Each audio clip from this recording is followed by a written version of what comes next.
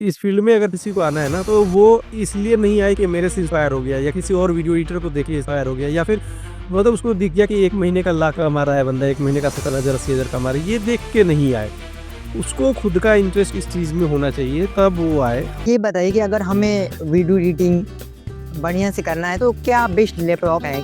मैं अपने यूट्यूब का जो मेरा फीड है, सारे एडिटर से अगर मेरा उसमें एक न्यूज़ आ गया ना कि चैनल, तो उसमें राइट क्लिक करके नॉट इंटरेस्टेड या डोंट रिकमेंड चैनल कर देता हूँ, ताकि मेरे फीड में सिर्फ एडिटर आए। मैं इंस्टाग्राम पे भी सेम करता हूँ। अब आप सोचोगे कि आज टूल सीख लिया कल मास्टरी कर लूँ, तो ये नहीं होने वाला। अच्छा, क्यों हम फ्रीलांसिंग में फेल होते हैं? 2 रीज़न। आज़ाद भाई, welcome to Tabish Khan podcast. आप बहुत बढ़िया कंटेंट बना रहे हैं वीडियो एडिटिंग रिलेटेड, जो मुझे बहुत अच्छा लगा। तो मैंने सोचा आज़ाद भाई को इनवाइट किया जाए और उनकी एक्सपर्टीज पर बात किया जाए। तो कैसे हैं भाई आप? बढ़िया भाई बढ़िया, आप बताइए। जी, मैं भी बहुत अच्छा हूँ। तो आपकी पहले इंट्रोडक्शन से स्टार्ट किया जा रही है पॉडकास्ट, जिससे कि हमारी ऑडियंस भी आपको अच्छे से जान सके। देखिए तो एक्चुअली मैं बेसिकली अपने वीडियो एडिटिंग से ही रिलेटेड चीज़ें बताऊँगा। जैसे मैं एक वीडियो एडिटर हूँ और मुझे 5-6 साल एक्सपीरियंस हो चुका है। हुँ। मैं अपना खुद का भी यूट्यूब रन कर रहा हूँ। इससे पहले मैं फुल टाइम जॉब कर रहा था। रिसेंटली मैंने 1 महीना हो गया मेरा, मैंने जॉब छोड़ दिया और मैं फुल टाइम फ्रीलांस पे स्विच कर गया, ठीक है? और मतलब मेरा जो बैकग्राउंड है ना, वो एडिटिंग से रिलेटेड ही है। पहले मैं फ़ोटो एडिट करता था, अब मैं वीडियो एडिट करने लगा। मतलब ऐसे ही करते-करते फिर मैंने कोर्स किया और उसके बाद जॉब लगा। फिर मैं फुल टाइम वीडियो एडिटर बन गया। पहले मैं कॉर्पोरेट में जॉब कर रहा था और अब जाके मैं अब फ्रीलांस हो चुका हूँ। मैं सर चाहूँगा कि आपके स्टोरी में थोड़ा डीप जाया जाए। कैसे आपने ये जर्नी स्टार्ट की वीडियो एडिटिंग की? जैसे आप काफ़ी इंटरेस्टेड थे इस फील्ड में, और कैसे आपने कंटेंट क्रिएशन स्टार्ट किया?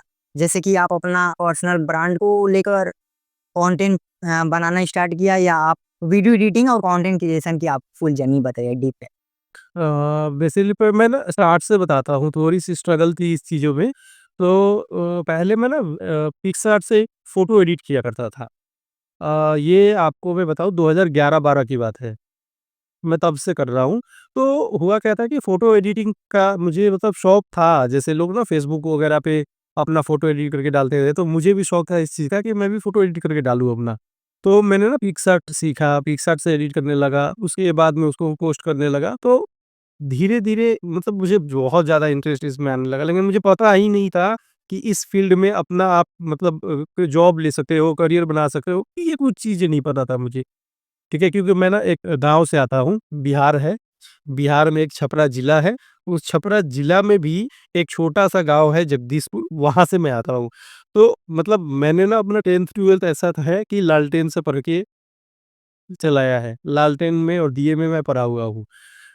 तो मतलब और ऐसे गाँव से जहाँ पे इलेक्ट्रिसिटी मतलब गई तो लोग दुखी होते थे, और इलेक्ट्रिसिटी आती थी ना, तो ऐसा लगता था ईद हो गया या मतलब कोई त्योहार आ गया। ऐसे गाँव से हूँ। मतलब इतना मतलब वहाँ पे स्ट्रगल था। फिर मुझे ना ऐसे पता नहीं था इसके बारे में। तो मुझे ना एक मेरे रिलेटिव ने बताया कि वीडियो एडिटिंग तो मतलब वीडियो एडिटिंग तो छोड़ दीजिए, एक अलग चीज़ है ना। उन्होंने बताया कि ग्राफिक डिज़ाइनिंग एक चीज़ है, कि आप ग्राफिक डिज़ाइनिंग का कोर्स कर लीजिए। मतलब उनके जो मेरे रिलेटिव थे ना, उनके कोई और रिलेटिव थे जो ग्राफिक डिज़ाइनर थे ऑलरेडी। तो फिर हुआ मतलब उन्होंने बोला कि वो करते हैं तो आप भी कर लीजिए, कि आपको एडिटिंग में इंटरेस्ट है, फ़ोटो एडिटिंग में, वो भी फ़ोटो एडिट करते हैं। मुझे कोई बताने वाला नहीं, गाँव में क्या ही कोई जानता है ग्राफिक डिज़ाइन, आज भी नहीं जानते लोग। मतलब मैं बताऊँ तो आज भी ऐसा है कि लोग ग्राफिक डिज़ाइनर बोल देंगे ना आप, तो लोगों को पता नहीं लगेगा कि क्या है।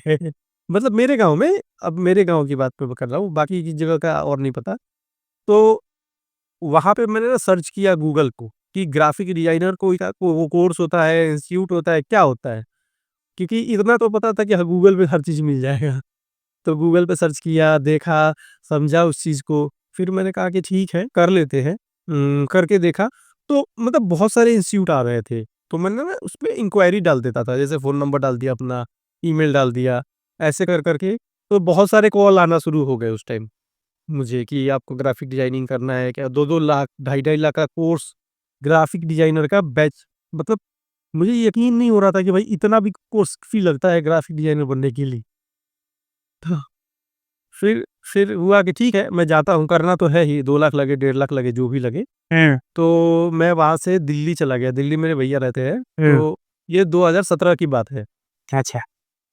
अब मैं 2017 में आ चुके हैं हम लोग, और 2017 में मैं आ गया, और यहाँ पे जब मैं इंस्टीट्यूट खोजने लगा कि कौन-सा इंस्टीट्यूट है, क्योंकि अगर दूर चला गया ना, तो फिर भैया के जब मैं साथ में रहता था, उनके रूम पे रहता था, और मतलब मैं बताऊँ तो भैया का एक छोटा-सा फैक्ट्री था ना, मैं फैक्ट्री में सोता था।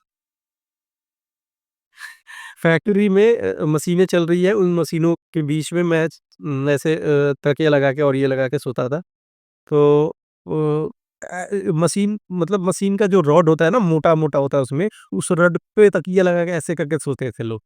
तो मुझे वो चीज़ें याद है, तो फिर ऐसा हुआ कि वहाँ पे मैं सोचने लगा कि दूर जाऊँगा, पैसा लगेगा, कहाँ से पैसा आएगा? जाने-आने का भी, प्लस कोर्स का फ़ी लगेगा, खाने का, पीने का भी। तो खाने-पीने का तो मुझे दिक्कत नहीं थी, क्योंकि मेरे भैया थे, है ना? बट आने-जाने का तो मुझे फिर पैसा लेने पड़ते।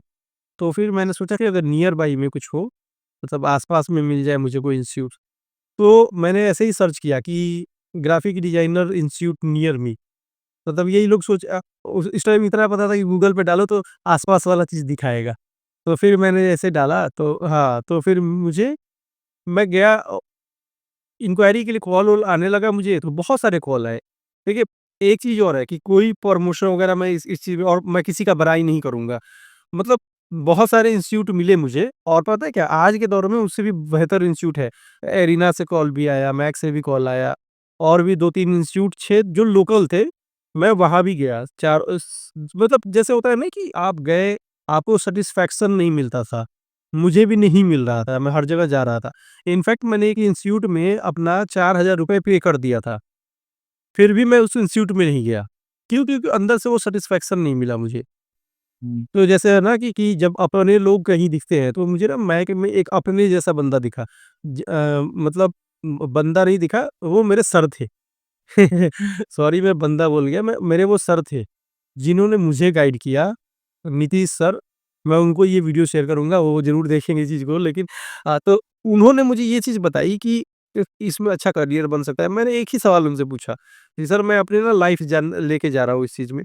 क्या आगे चल के मैं अपना एक मतलब बेहतर करियर, यानी कि इतना कि कमा खा लूँ, अपना बाल-बच्चा हो, तो ये चीज़ें चल जाएँ? तो उन्होंने कहा कि हाँ, कर सकते हो, कि इससे ज़्यादा ही हो जाएगा। मैंने बोला ठीक है सर। फिर मुझे लगा वहाँ पे, वो लखनऊ से थे, तो फिर मैंने मतलब कर लिया वहाँ पे जॉइन, और उसके बाद मेरा 2017 लास्ट दिसंबर में मैं जॉइन किया वहाँ। 17 से 18, 19 तक मेरा चला।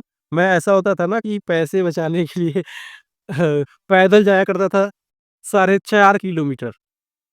मैं साढ़े 4 किलोमीटर पैदल, मैं बता रहा हूँ, 1 घंटा, साढ़े 4 किलोमीटर होगा तो पता नहीं, बट मुझे 1 घंटा 15 मिनट लगता था पैदल जाने में, और 1 घंटा पैदल लगता था मुझे आने में, सिर्फ़ पैसे बचाने के लिए ₹10।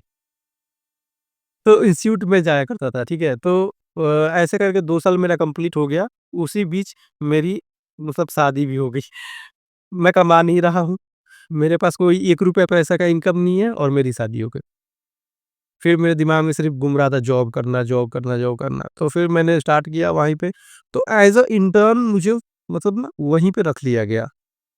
जो मेरा इंस्टीट्यूट था, उन्होंने ही मुझे ऐज़ अ इंटर्न रख लिया। फिर तो उन्होंने वहाँ पे मुझे ₹12,000 देना शुरू किया। तो ये मेरा पहला ऐज़ अ इंटर्न जॉब लगी थी।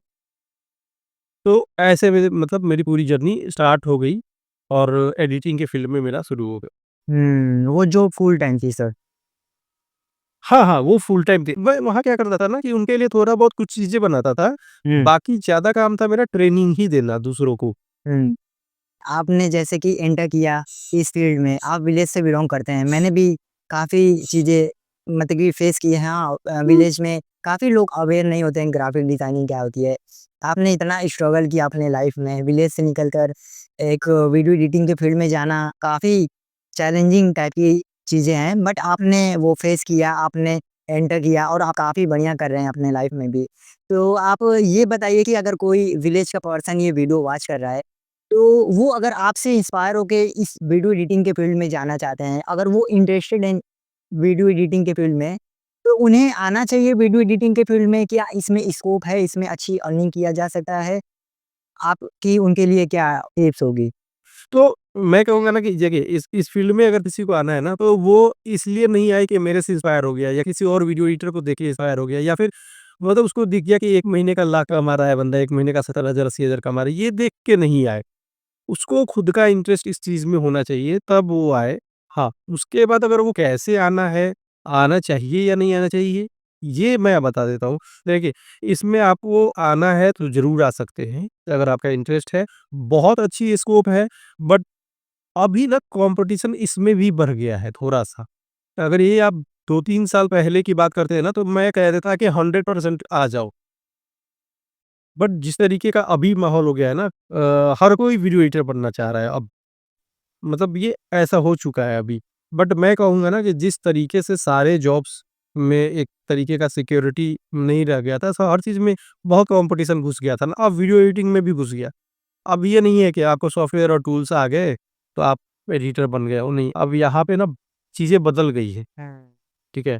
Fast pacing, story telling, psychology, branding, colour branding मतलब बहुत सारी चीज़ें अब आपको इसमें भी सीखनी मतलब इसमें आपको सीखना पड़ता है। ऊपर से हर दिन आपको अपडेट होते रहना पड़ेगा, ट्रेंड क्या चल रहा है वो देखना पड़ेगा। तो ये चीज़ें देखिए हर फ़ील्ड में है कि हर चीज़ में आपको अपडेट होते रहना है। प्लस देखिए जब से एआई आया है ना, हुँ। सबसे ज़्यादा इफ़ेक्ट किया है वीडियो एडिटिंग और ग्राफ़िक्स डिपार्टमेंट को। क्योंकि एआई आने के बाद ना बहुत सारी चीज़ें ऐसी हैं, जो हम घंटों-घंटों में कर रहे थे, उनको अब वो सेकंडों में करने लगा।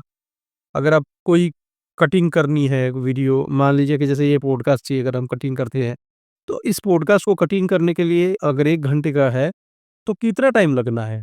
मान लीजिए कि 1 घंटे का तो 2 घंटा तो मिनिमम ढाई घंटा लग जाता है, एक कटिंग करने के लिए। बट अब एक ऑटो पोड है, मान लीजिए वो अब एक्सटेंशन, उसपे अगर आप लगाते थे हाँ, थोड़ी-सी सब्सक्रिप्शन कॉस्ट लगता है, ऐसा नहीं फ्री है। बट वो क्या करता है, फिर आपको 5 मिनट में, 2 मिनट में आपको पूरा का पूरा चीज़ करके दे देता है ना? तो ये चीज़ है कि वो रिपिटेशन नहीं काट पाता, गैप काटता है, लेकिन समझ लीजिए आपका 80 टू 90% काम कर देता है वो। तो मैं ये कहूँगा कि खराब फ़ील्ड नहीं है, आना है आ सकते हैं, इसमें पैसा है, हाँ है, लाइफ़ अच्छी कट सकती है, हाँ कट सकती है, इसमें आपको पैसा कमाना है, कमा सकते हैं, मतलब ऑल इन वन है ये। मतलब जो जो भी चाहिए आपको हर चीज़ इसमें इस फ़ील्ड में मिलना है, फ़ेम, पैसा हर चीज़ मिलता है वीडियो एडिटिंग में। बट अब वही चीज़ है कि आपको सोचना चाहिए कि हाँ, क्या आप इसमें आने के लिए इंटरेस्टेड हैं, तो ही आइए। फिर अगर आप ज़बरदस्ती या किसी को देख के आना चाहते हैं, तो फिर मैं कहूँगा कि फिर मत आइए। बिल्कुल सही बात। ये बात सर मुझे बहुत ही ज़्यादा इम्पोर्टेंट लगी, क्योंकि मतलब कि हम किसी को कॉपी कर सकते हैं, बट मेबी अगर हम इंटरेस्टेड नहीं रहे वीडियो एडिटिंग के फील्ड में, तो हम अपने आप को अपडेट नहीं कर पाएँगे एक टाइम पे।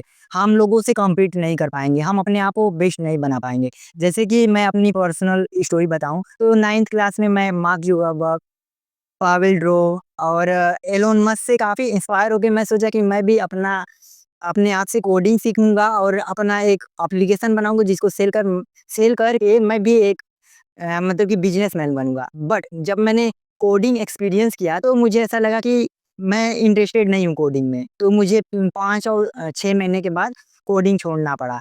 तो इसीलिए मुझे ऐसा लगता है कि सर जो आपने बताया बहुत ही ज़्यादा इम्पोर्टेंट है। पहले हमें वो चीज़ को एक्सप्लोर करनी चाहिए। अगर हम इंटरेस्टेड नहीं हैं तो हमें वो चीज़ आई थिंक नहीं करनी चाहिए। एग्ज़ैक्ट हुँ। तो सर आगे चलते हैं। मैं चाहूँगा कि आप बताएँ कि आप जब एक रील एडिट करते हैं तो आपका क्या माइंडसेट होता है? कैसे एक बढ़िया रील एडिट करें? देखिए, मैं बताऊँ ना बस बहुत सारे एडिटर्स बताते हैं, तो मैं वैसा तरीका कुछ नहीं बताने वाला। मुझे जैसे रील मिला, मैं उठाता हूँ, सीधे लेके अपने टाइमलाइन पे जाता हूँ, जो भी उसका साइज़-वाइज़ है वो करके, ठीक है? और सबसे पहले उसमें अननेसेसरी पार्ट्स को कट करके हटा देता हूँ, ठीक है? मेरे दिमाग में बस ये चलता है कि मैं पूरा एक सेंटेंस पकड़ूँगा कि उसने क्या बोला। जैसे बोला कि आज इस वीडियो में हम बताने वाले हैं कि किस तरीके से आप ट्रैवल कर सकते हैं केरला या ये ट्रैवल व्लॉग है, जो भी चीज़ है। एक सेंटेंस जो बोला ना, मेरा फ़ोकस सीधे होता है उसी सेंटेंस पे, कि इस सेंटेंस को अब मुझे एज़ अ विज़ुअल स्टोरी के साथ कैसे दिखाना है। अब मैं उसमें सोचता हूँ कि ग्राफ़िक्स क्या लगेगा, अब उसमें सोचता हूँ मैं एनिमेशन क्या दे सकता हूँ, मैं ये सोचता हूँ कि क्या मुझे इसको टेक्स्ट में दिखाना है। तो ये सब चीज़ें जो है ना, मैं वहाँ पे सोचने के बाद वहाँ पे पहली सेंटेंस पे ही सिर्फ़ सोचता हूँ। पहले सेंटेंस के बाद क्या पार्ट है, वो मैं ध्यान नहीं देता हूँ। पहले मेरा फ़ोकस होता है उसी एक सेंटेंस पे। अब उसमें देखिए क्या होता है, मान लीजिए कोई भी एक लाइन बोल दिया गया, तो उसके लिए विजुअल्स कैसे निकालता हूँ मैं। मान लीजिए उसने बोला है कि केरला, तो केरला का कोई पिक्चर्स निकालूँगा मैं। मैं सोचूँगा कि इसको मैं एनिमेट कैसे करूँगा, तो मैं केरला का क्या निकाल सकता हूँ। मान लीजिए कि केरला का कोई एक बहुत ही हिस्टोरिकल प्लेस है ना? केरला का। कोई भी जैसे पहाड़ियाँ ज़्यादा है, ये भी चीज़ें, तो मैं वो निकालूँगा, ठीक है? वो निकालने के बाद मैं क्या करूँगा कि अब मेरा दिमाग में ये चलता है कि मैं इसको विज़ुअली अच्छे से रिप्रेज़ेंट कैसे कर सकता हूँ। तो टेक्स्ट का ध्यान रखता हूँ, फिर देखता हूँ कि क्या मैं इसमें और एलिमेंट्स को यूज़ कर सकता हूँ, तो वो एलिमेंट्स निकालना मतलब एक की मतलब कीवर्ड मान लीजिए इसको, जैसे केरला बोला तो केरला, मेरी वीडियो बोला तो वीडियो, मतलब इन तरीके का 2-3 कीवर्ड्स निकाला मैंने, उन दोनों तीनों कीवर्ड्स को एक जगह रख के वो चीज़ें गूगल पे सर्च की, उनसे निकाला, गूगल के थ्रू देख लिया। फिर मैं जाता हूँ उसको देखने के लिए कि कोई भी जैसे स्टॉक फुटेजेस के वेबसाइट मिलते हैं, तो उन पे जाता हूँ। फिर जब वो मैं लेके आ जाता हूँ ना, तब मेरे दिमाग में चलता है कि अब मुझे इसमें ट्रांज़िशन क्या डालना चाहिए। अब मुझे दिमाग में आता है कि इसको मास्किंग के थ्रू मुझे दिखाना है, या फिर नॉर्मल एनिमेशन के थ्रू दिखाना है, या मुझे मोशन ग्राफिक्स के थ्रू दिखाना है। तो ये उसी टाइम, ऐसा नहीं कि मैं पहले से सोच के रखता हूँ। मेरे दिमाग में जो आता है उसको ही उसी टाइम मैं एडिट करके रख देता हूँ। ऐसा नहीं है कि मैं स्टोरी बोर्डिंग करने बैठता हूँ, या ऐसा ऐसा कुछ नहीं है। मैं सीधे एक सेंटेंस पकड़ा, उसी को विजुअलाइज़ किया, उसके अकॉर्डिंग फुटेज निकाले, और फिर दिमाग में सोचा कि इसको रिप्रेज़ेंट कैसे करना है, और उसके बाद मैंने उसको एडिट कर दिया।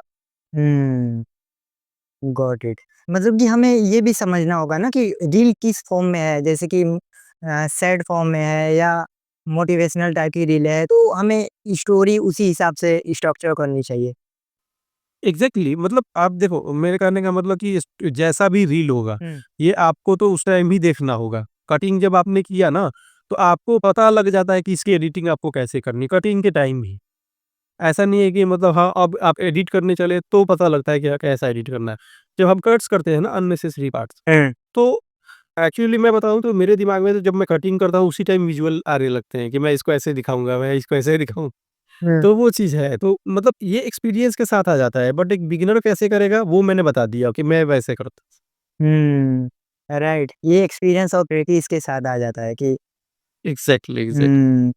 तो हम जो बिगिनर टाइप के पर्सन हैं, वो कैसे राइट साउंड, राइट इफ़ेक्ट ये चीज़ें यूज़ कर रहे हैं? जैसे कि कभी ऐसा होता है कि हम लोग म्यूज़िक ऐसा लगता है कि बहुत ज़्यादा प्रोफ़ेशनल नहीं यूज़ कर पाते हैं। साउंड इफ़ेक्ट बहुत ज़्यादा प्रोफ़ेशनली नहीं यूज़ कर पाते हैं। हम वीडियो एडिट करते हैं तो चीप लगती है comparison to professional video editor. तो आपको क्या लगता है कैसे हमें right sound effect, right music ये सब right photo, right video use करना चाहिए? पता है देखिए, मैं बता रहा हूँ कि साउंड और एसएफएक्स, बैकग्राउंड म्यूज़िक, ये तीनों अलग चीज़ें हो गया। साउंड डिज़ाइनिंग यानी कि बहुत सारे आपको म्यूज़िक्स को कंपाइल करके करना, ठीक है? एसएफएक्स का मतलब हुआ कि जो भी चीज़ हो रही है, ठीक है? अब जैसे कोई भी एलिमेंट है वो पॉप करके आ रहा है, मतलब ऐसे ज़ूम हो रहा है, तो उस ज़ूम पे क्या साउंड इफेक्ट्स यानी एसएफएक्स आप लगाएँगे, ताकि वो लगे कि अच्छा ये जब ज़ूम हुआ ना, तो ज़ूम का साउंड इफेक्ट आना चाहिए, ठीक है? कुछ स्वाइप हुआ तो स्वाइप का साउंड इफेक्ट आना चाहिए। कोई चीज़ कटा तो कट का इफेक्ट आना चाहिए। तो ये साउंड इफेक्ट्स ना आपको धीरे-धीरे देख-देख के, जैसे मैंने क्या किया, मैं दूसरे की वीडियो देखा कि अच्छा उसने ये साउंड इफेक्ट लगाया था इस कट पे, इस एनिमेशन पे ये साउंड इफेक्ट लगाया था, इस वाले चीज़ के लिए ये सब, तो ऐसा नहीं कि वो मैंने इज़ाद किया था या मुझे लगा था कि नहीं ये करना चाहिए। मैंने किसी का देखा, मैंने किसी उसकी एडिटिंग को समझा, और तब मुझे पता लगा अच्छा ऐसा करना चाहिए। तो ये सेम चीज़ आपको करना होगा कि आपको जिसकी एडिटिंग अच्छी लग रही है ना, उसको देखो कि वो साउंड डिज़ाइनिंग कैसे कर रहा है, वो साउंड इफेक्ट्स कैसे लगा रहा है, कौन-सा साउंड इफेक्ट पे आ रहा है तो क्या। अब देखिए, अब मान लीजिए उसने कुछ लगाया, तो आपको पता नहीं कि ये साउंड इफेक्ट क्या है, नहीं पता ना आपको।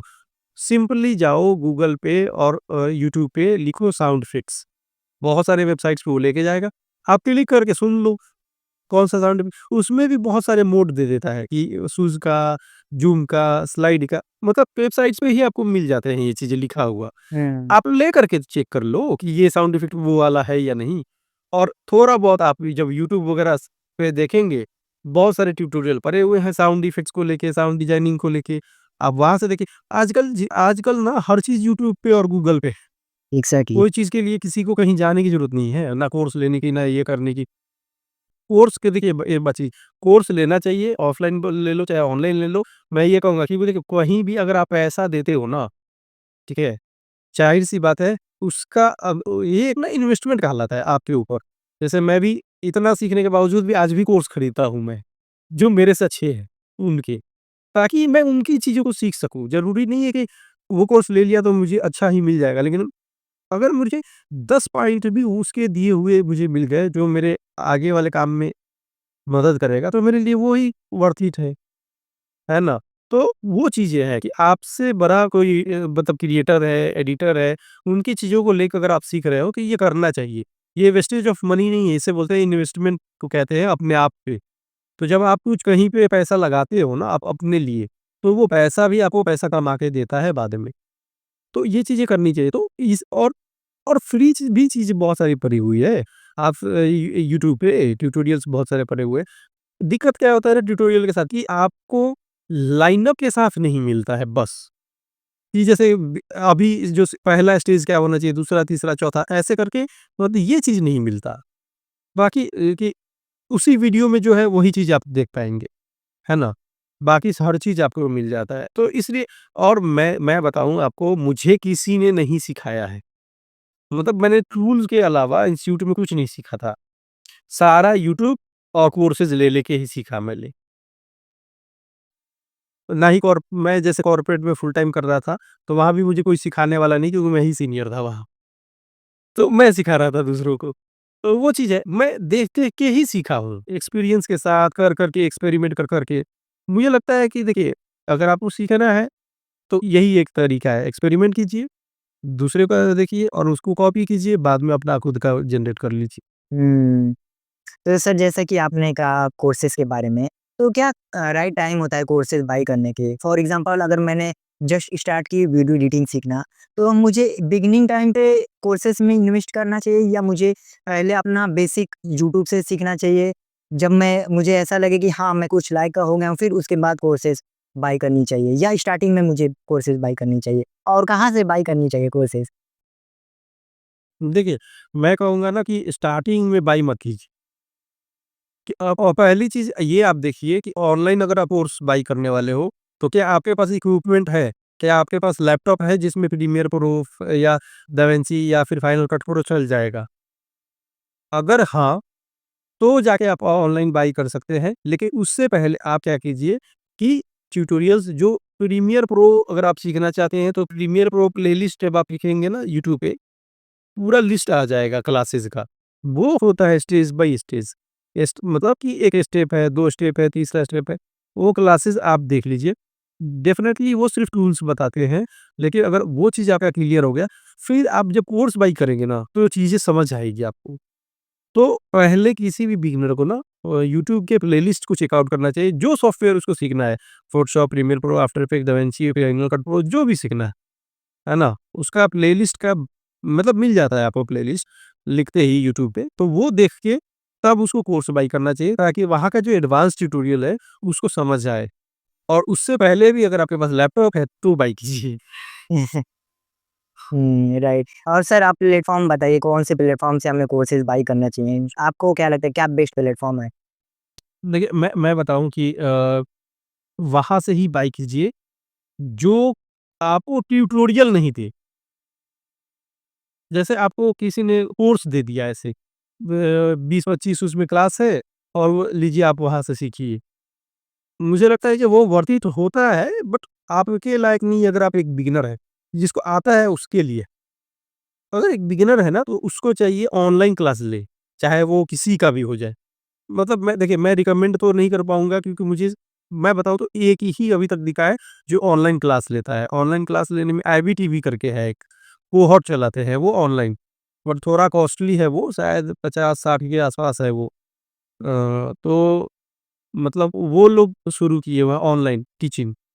तो वहाँ से लीजिए, क्योंकि कि आपके सामने जब टीचर पढ़ाता है ना आपको, तब जाके आप उस जब उससे आप सवाल कर पाते हैं, पूछ पाते हैं, तब जाके आपको कुछ समझ आता है कि हाँ, ये चीज़ ऐसे किया जाए, या जैसे आपको कोई दिक्कत हुआ तो आपने पूछ लिया।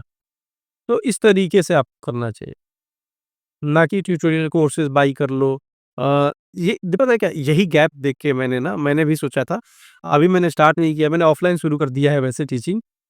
मैं खुद के हाँ, 1-2 स्टूडेंट्स ही हैं वो तो, लेकिन मैंने आगे चल के यही सोचा है कि मैं खुद ऑनलाइन क्लासेस लूँगा। कोर्स ट्यूटोरियल बना के नहीं डालूँगा कभी, कि ये लो देख लेना और इसका को 5,000 10,000 दे दो। नहीं, मैं भले 2 स्टूडेंट को पढ़ाऊँ या जिसको भी, मैंने आगे चल के अभी नहीं स्टार्ट किया है मैंने, मतलब आगे चल के मैंने सोचा कि ये गैप है, जो मुझे नहीं मिला, किसी और को नहीं मिलता है, तो सोचा है वही चीज़। बट तरीका तो वही है। समझ गए। तो सर आगे चलते हैं। अब सर ये क्या हमें रील ही जैसे लॉन्ग वीडियो भी एडिट करनी रहती है या लॉन्ग वीडियो पे कोई अलग स्ट्रैटेजी हमें यूज़ करनी चाहिए? डेफ़िनेटली लॉन्ग फ़ॉर्म की एडिटिंग अलग होती है। हाँ। देखिए क्या है ना कि आपका ऑडियंस जो शॉर्ट्स का होता है, रील्स का होता है ना, उसका जो देखने का तरीका है, ऐसे तो वैसे इसको बोलते हैं, रिटेंशन बोलते हैं उसको, कि अगर थोड़ा-सा भी उसको लगा कि आपने छोड़ा उसको, हल्का-सा ढील दिया, तो स्क्रॉल करके निकल लेगा। तो रील और शॉर्ट्स को हम फ़ास्ट स्पेस एडिटिंग में बनाते हैं, हाँ। है ना? लेकिन ये चीज़ आप लॉन्ग फ़ॉर्म में करने जाएँगे ना, तो एक तो टाइम आपका खाएगा बहुत ज़्यादा, प्लस ऑडियंस भी वहाँ भी बोर हो जाएगा। लॉन्ग फ़ॉर्म होता है एजुकेशन पर्पज़ के लिए, शॉर्ट्स में आप क्या ही समझा दोगे? आप थोड़ा-सा समझाते हो और एंटरटेनमेंट देते हो बस। लॉन्ग फॉर्म में आप प्रॉपर एजुकेशन देते हो। अब जैसे पॉडकास्ट है, कोई अब इसमें एडिटिंग आप करने बैठिएगा, क्या एडिट कीजिएगा पॉडकास्ट में? तो लोग क्या करते हैं कि जितना हाइलाइट इंट्रो पार्ट कट करके लगाते हैं स्टार्टिंग में, उसको अच्छे से फास्ट स्पेस एडिट करते हैं, उसके बाद उसको कैजुअली जैसे चलता है चलते देते हैं। तो लॉन्ग फॉर्म में भी ना आपको ज़्यादा फोकस करना है उस विज़ुअल पे जो कॉम्प्लिकेटेड है ना? कि ये यूज़र को बिना रिप्रेजेंट दिखाए, यानी बिना इसको एनिमेशन में दिखाए, बिना विजुअल्स दिखाए, अंडरस्टैंड करने में दिक्कत होगी। ये नहीं कि हर बात को आपको एडिटिंग करनी है। जो चीज़ दिक्कत हो रही है, जो स्टोरी के थ्रू मुझे दिखाना चाहिए, वही चीज़ें वहाँ पे एडिट कीजिए, ना कि हर चीज़ को एडिट करने बैठ गए वो लॉन्ग फॉर्म में। तो लॉन्ग फॉर्म की एडिटिंग एकदम अलग होती है आपके शॉर्ट्स से। हुँ। तो सर क्या सीक्रेट होता है लॉन्ग फॉर्म कंटेंट को बहुत ही ज़्यादा अट्रैक्टिव वे में एडिट करने का? हम क्या ऐसा यूज़ कर सकते हैं एडिटिंग, क्या-क्या तरीका यूज़ कर सकते हैं जिससे कि हम अपने लॉन्ग वीडियो को बहुत ही ज़्यादा एंगेजिंग, अट्रैक्टिव बना सकें? क्योंकि रील में कुछ 3 सेकंड का वो होता है, हुक होता है और लॉन्ग में शायद ज़्यादा होता है और लॉन्ग में मतलब कि अटेंशन पाना comparison to reel I think difficult होता है। तो कुछ इसके सीक्रेट बताइए? देखिए, मैं बताऊँ तो जैसे मैं अपने यूट्यूब वीडियोज़ को एडिट करता हूँ या फिर किसी भी मतलब क्रिएटर के लिए करता हूँ, तो मेरा फ़ोकस होता है पहला 1 मिनट। चाहे वो 5 मिनट की वीडियो हो, चाहे 10 मिनट की वीडियो। पहले 1 मिनट में मैं चाहता हूँ कि यूज़र को मैं पकड़ के रखूँ। देखिए, सबसे बड़ी एक चीज़ मैं बता दूँ कि जितना एडिटिंग इम्पोर्टेंट है, उतना ही आपका स्क्रिप्टिंग और प्रोडक्शन इम्पोर्टेंट होता है इस चीज़ के लिए, ठीक है? अगर उसने बैठा है और ऐसे-ऐसे करके बोले जा रहा है, अब उसको एडिट करके क्या ही कर लोगे, हुँ। है ना? तो वो चीज़ है कि आपका प्रोडक्शन और स्क्रिप्टिंग बहुत इम्पोर्टेंट रखता है इस चीज़ में। जितना एडिटिंग का पार्ट, उतना ही आपका पोस्ट प्रोडक्शन का पार्ट रहता है और प्री प्रोडक्शन का पार्ट रहता है। सॉरी, पोस्ट बोलूँ प्री प्रोडक्शन का पार्ट रहता है, क्योंकि आपको स्टोरी जब तक आप बिल्ड नहीं करोगे, तो एडिटर क्या स्टोरी रिप्रेज़ेंट करेगा, है ना? जब तक आपने स्टोरी बनाया नहीं है, और स्टोरी बनता कब है? जब आप स्क्रिप्टिंग करते हो, है ना? स्क्रिप्ट होता है जब एडिटर के पास ना, तो उसको स्टोरी या विजुअल्स पे जिसके थ्रू दिखाना, उसको आसानी से दिखा पाता है। नहीं तो अब सारा कुछ एडिटर ही करने लगे तो फिर वो कैसे दिखाएगा? तो इसलिए मेरा फ़ोकस होता है पहला 1 मिनट अच्छे से एडिट करना। उसके बाद मैं थोड़ा-सा लो स्पेस, जैसे मैं इसको मान के चलता हूँ कि मैं 100% अपना एडिटिंग एफर्ट मारा 1 मिनट। 1 मिनट से दूसरे मिनट तक मैंने मारा 60% एफर्ट। उसके बाद मैं 50 पे आ जाता हूँ, अपने जो मेरा एफर्ट है। उसके बाद मैं 50% एफर्ट पे आ जाता हूँ। फिर मैं जब लास्ट का जो पार्ट है 30 सेकंड, मैं फिर उसमें अपना 100% एफर्ट लगाने लगता हूँ। तो इससे क्या होता है कि यूज़र का अटेंशन जो है ना, वो आप करके रख सकते हैं कि 1 मिनट तक छोड़ा नहीं, फिर 2 मिनट तक उसको पकड़ के फिर रखा। उसके बाद देखिए एक्चुअली आप ये एडिटिंग के थ्रू भी अटेंशन नहीं पा सकते, है ना? हुँ, अगर आपने 1 मिनट तक पकड़ लिया है, मतलब आपकी एडिटिंग के दम पे। उसके बाद यूज़र का मर्ज़ी है, कंटेंट कैसा है, वो चीज़ डिपेंड करेगा। मेन 1 ही मिनट है, आप जो पकड़ लें। 1 मिनट में आप एडिटिंग के दम पे पकड़ सकते हो। उसके बाद यूज़र वो देखना चाहता है कि नहीं, कंटेंट कैसा है, वो क होना चाहिए। तो मैं यही करता हूँ कि मेरा फ़ोकस पूरा 1 मिनट होता है, कि 1 मिनट तो मैं अच्छे से एडिट करूँगा। तो उसमें मेरा विजुअल्स, मेरा सारा एफर्ट, मैं सारा ट्रांज़िशन, सारा ओवरले, हर चीज़ मैं एक जगह रख के फिर ये करता हूँ कि मैं मुझे इस तरीके से इसको एडिट करना है। और मेरा पूरा फ़ोकस पहला 1 ही मिनट ही होता है, उसको अच्छे से रिप्रेज़ेंट करने का। Got it. मतलब कि अगर मैंने 1 मिनट लोगों को एंगेज कर लिया तो फिर आगे की भी वीडियो को हाँ, वो बनाना और भी आसान हो जाएगा। मतलब कि 1 मिनट स्टार्टिंग का 1 मिनट ज़्यादा इम्पोर्टेंट होता है हुक के लिए। एग्ज़ैक्ट। हुँ। सर आप जानते होंगे कि वॉइस का बहुत ही इम्पोर्टेंट रोल होता है एक वीडियो में। जैसे कि मैं अपनी एक स्टोरी बता रहा हूँ, जैसे कि एक मैंने पॉडकास्ट किया था, वो गेस्ट बहुत ही ज़्यादा टैलेंटेड था। बट मिस्टेक क्या हुई थी गेस्ट वो नहीं यूज़ किया था माइक और उस गेस्ट के मतलब कि पॉडकास्ट करने के बाद माइक ना यूज़ करने से मतलब कि वॉइस काफ़ी लो थी और उनके बैकग्राउंड में भी काफ़ी नॉइज़ थी। जिससे क्या हुआ कि मैंने 10 बार वो इंक्रीज़ किया उनकी वॉइस फिर उसके बाद मैंने एडोबी पॉडकास्ट से वो किया एनहांस किया वॉइस। उसके बाद क्या हुआ कि काफ़ी उनके जो वर्ड उन्होंने बोला था वो रॉन्ग प्रोनाउंस होने लगे। उस दिन मैंने जाना कि मतलब कि बहुत ही ज़्यादा इम्पोर्टेंट रोल होता है एक वॉइस की। वो पॉडकास्ट अपलोड अपलोड करने पर चला नहीं। लेकिन मुझे ऐसा लगता था कि वो गेस्ट बहुत ही ज़्यादा टैलेंटेड था। तो उस दिन मैंने जाना कितना ज़्यादा इम्पोर्टेंट होता है एक वीडियो का अच्छा होना। तो सर आप कुछ बताना चाहेंगे कि कैसे हम अपने वीडियो की ऑडियो को एनहांस कर सकते हैं, एक बेस्ट ऑडियो बना सकता है। देखिए, मैं आपको बताता हूँ, अगर पॉडकास्ट के लिए आपसे मुझे पूछेंगे ना, तो अ, अभी जैसे मैं बता रहा हूँ आपको, मैं ये अभी मेरा एक माइक दिख रहा है यहाँ पे, ये मेरे फ़ोन के साथ कनेक्टेड है। मेरा ना यहाँ पे अभी आप एक जाली टाइप देख रहे होंगे, या हल्का-सा आपको दिख रहा होगा स्क्रीन रिकॉर्डिंग में। तो ये माइक मेरा जूम H1 है, ठीक है? तो ये मैं यूज़ कर रहा हूँ एक और माइक। क्यों? क्योंकि मुझे पता है कि ऑडियो बहुत ही ज़्यादा इम्पोर्टेंट होता है। पता है क्या? आप कुछ भी नहीं अगर एडिट करते हो ना वीडियो में, तब भी आपका वीडियो चल जाएगा यूट्यूब पे। लेकिन उसका अगर ऑडियो ठीक नहीं हुआ ना, तो चाहे मर्ज़ी जितना विजुअल्स रिप्रेज़ेंट कर दो, कुछ नहीं होने वाला। और प्लस एक चीज़ और है कि हम ये ऐसे कर सकते हैं ना कि जैसे मैं अपना ईयरफ़ोन यूज़ कर रहा हूँ, ठीक है? तो इन केस मान लीजिए कभी किसी बंदे के पास, आपके गेस्ट के पास नहीं होता है माइक, है ना? या फिर वो माइक ऐसे जिस तरीके से ऐसे बोला कि भूल गया, तो क्या कर सकता है, स्क्रीन रिकॉर्डिंग ऑन करवा देती है। स्क्रीन रिकॉर्डिंग जब होगा, तो जैसे वो ये हेडफ़ोन लगाया हूँ मैं, तो मेरा इ इसमें एक माइक है। तो इस माइक के थ्रू जो मेरा ऑडियो रिकॉर्ड होगा, स्क्रीन रिकॉर्डिंग में, वो और अच्छा हो जाएगा। मतलब जो मेरा फ़ोन का रिकॉर्डिंग है, ऑडियो जो मेरे फ़ोन में जा रहा है, उससे तो बेहतर ही होगा, क्योंकि मेरा माइक उसका यहाँ पे है। तो हम जब पॉडकास्ट करते थे, तो मैं ऐसे ही करता था कि बोलता था कि एक माइक तो रखना ही है, प्लस आपका ईयरफ़ोन का ऑडियो रिकॉर्ड होना चाहिए, आपकी स्क्रीन रिकॉर्डिंग ही, और उस स्क्रीन रिकॉर्डिंग को आपको मुझे भेजना है, ताकि मैं उसका ऑडियो यूज़ कर लूँ।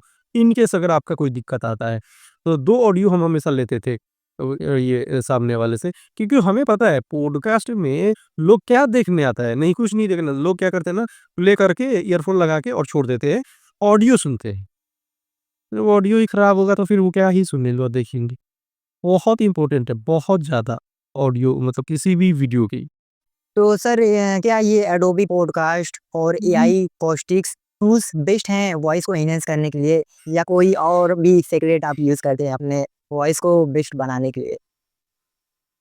देखिए, मैं सबसे सही बताऊँ ना कि एडोब पॉडकास्ट बहुत अच्छा है। हुँ, इनफैक्ट मैं भी बहुत कई बार यूज़ करता हूँ, और लेकिन सबसे ज़्यादा इम्पोर्टेंट है आपका माइक। हाँ।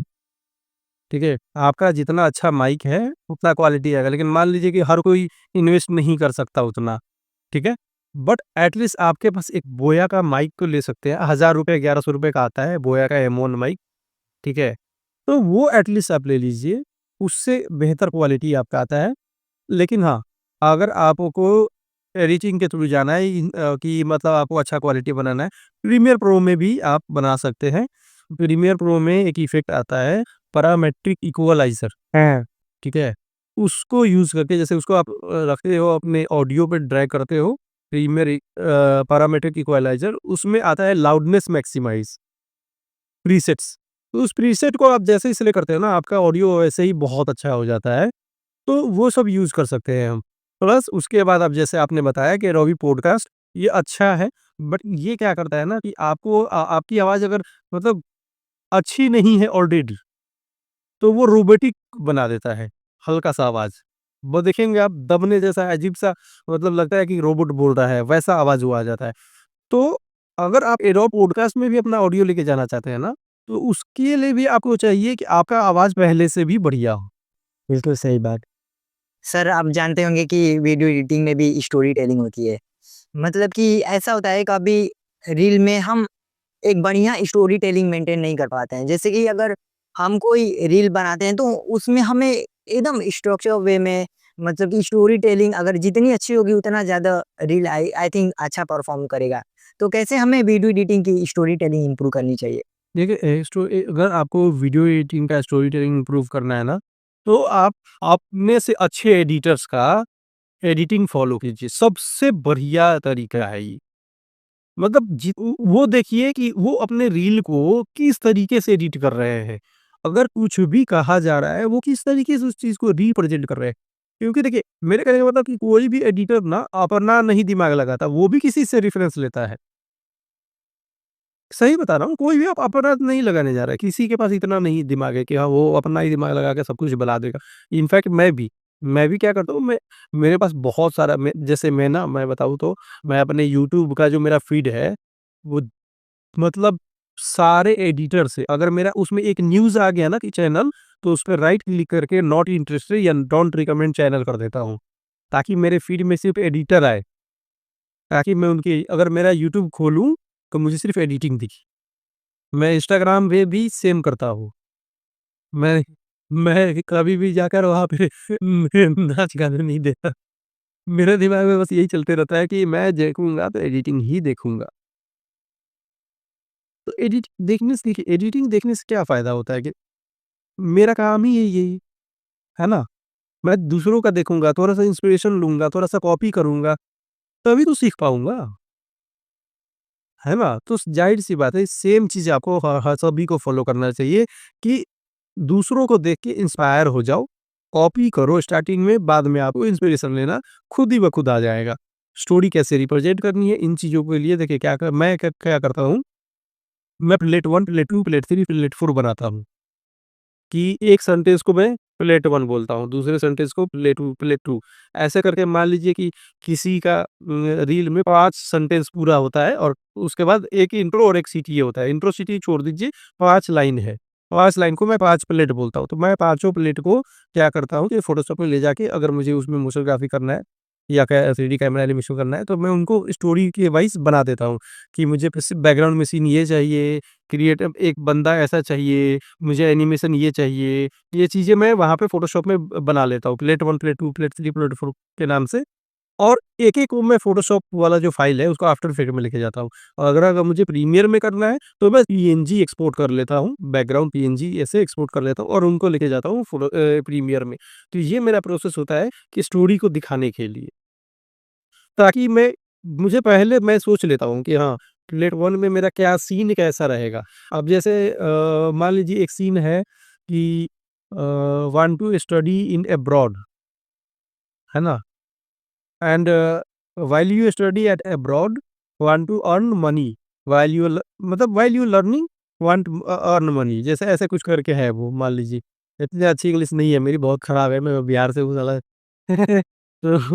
तो ये जो भी है, तो अगर ऐसा कुछ है तो मैं क्या करूँगा कि अब्रॉड दिखाना है मुझे उसमें, तो मैंने क्या किया कि अब्रॉड का जैसे कि कोई भी यूएस का कोई उठा लिया कॉलेज का सीन, यूएस का जो वहाँ का आइकॉनिक प्लेस है वो उठा लिया, ठीक है? फेरिस टावर उठा लिया, तो ऐसे करके 3-4 चीज़ें उठाकर बैकग्राउंड में मैंने ऐसे राउंड करके बना दिया।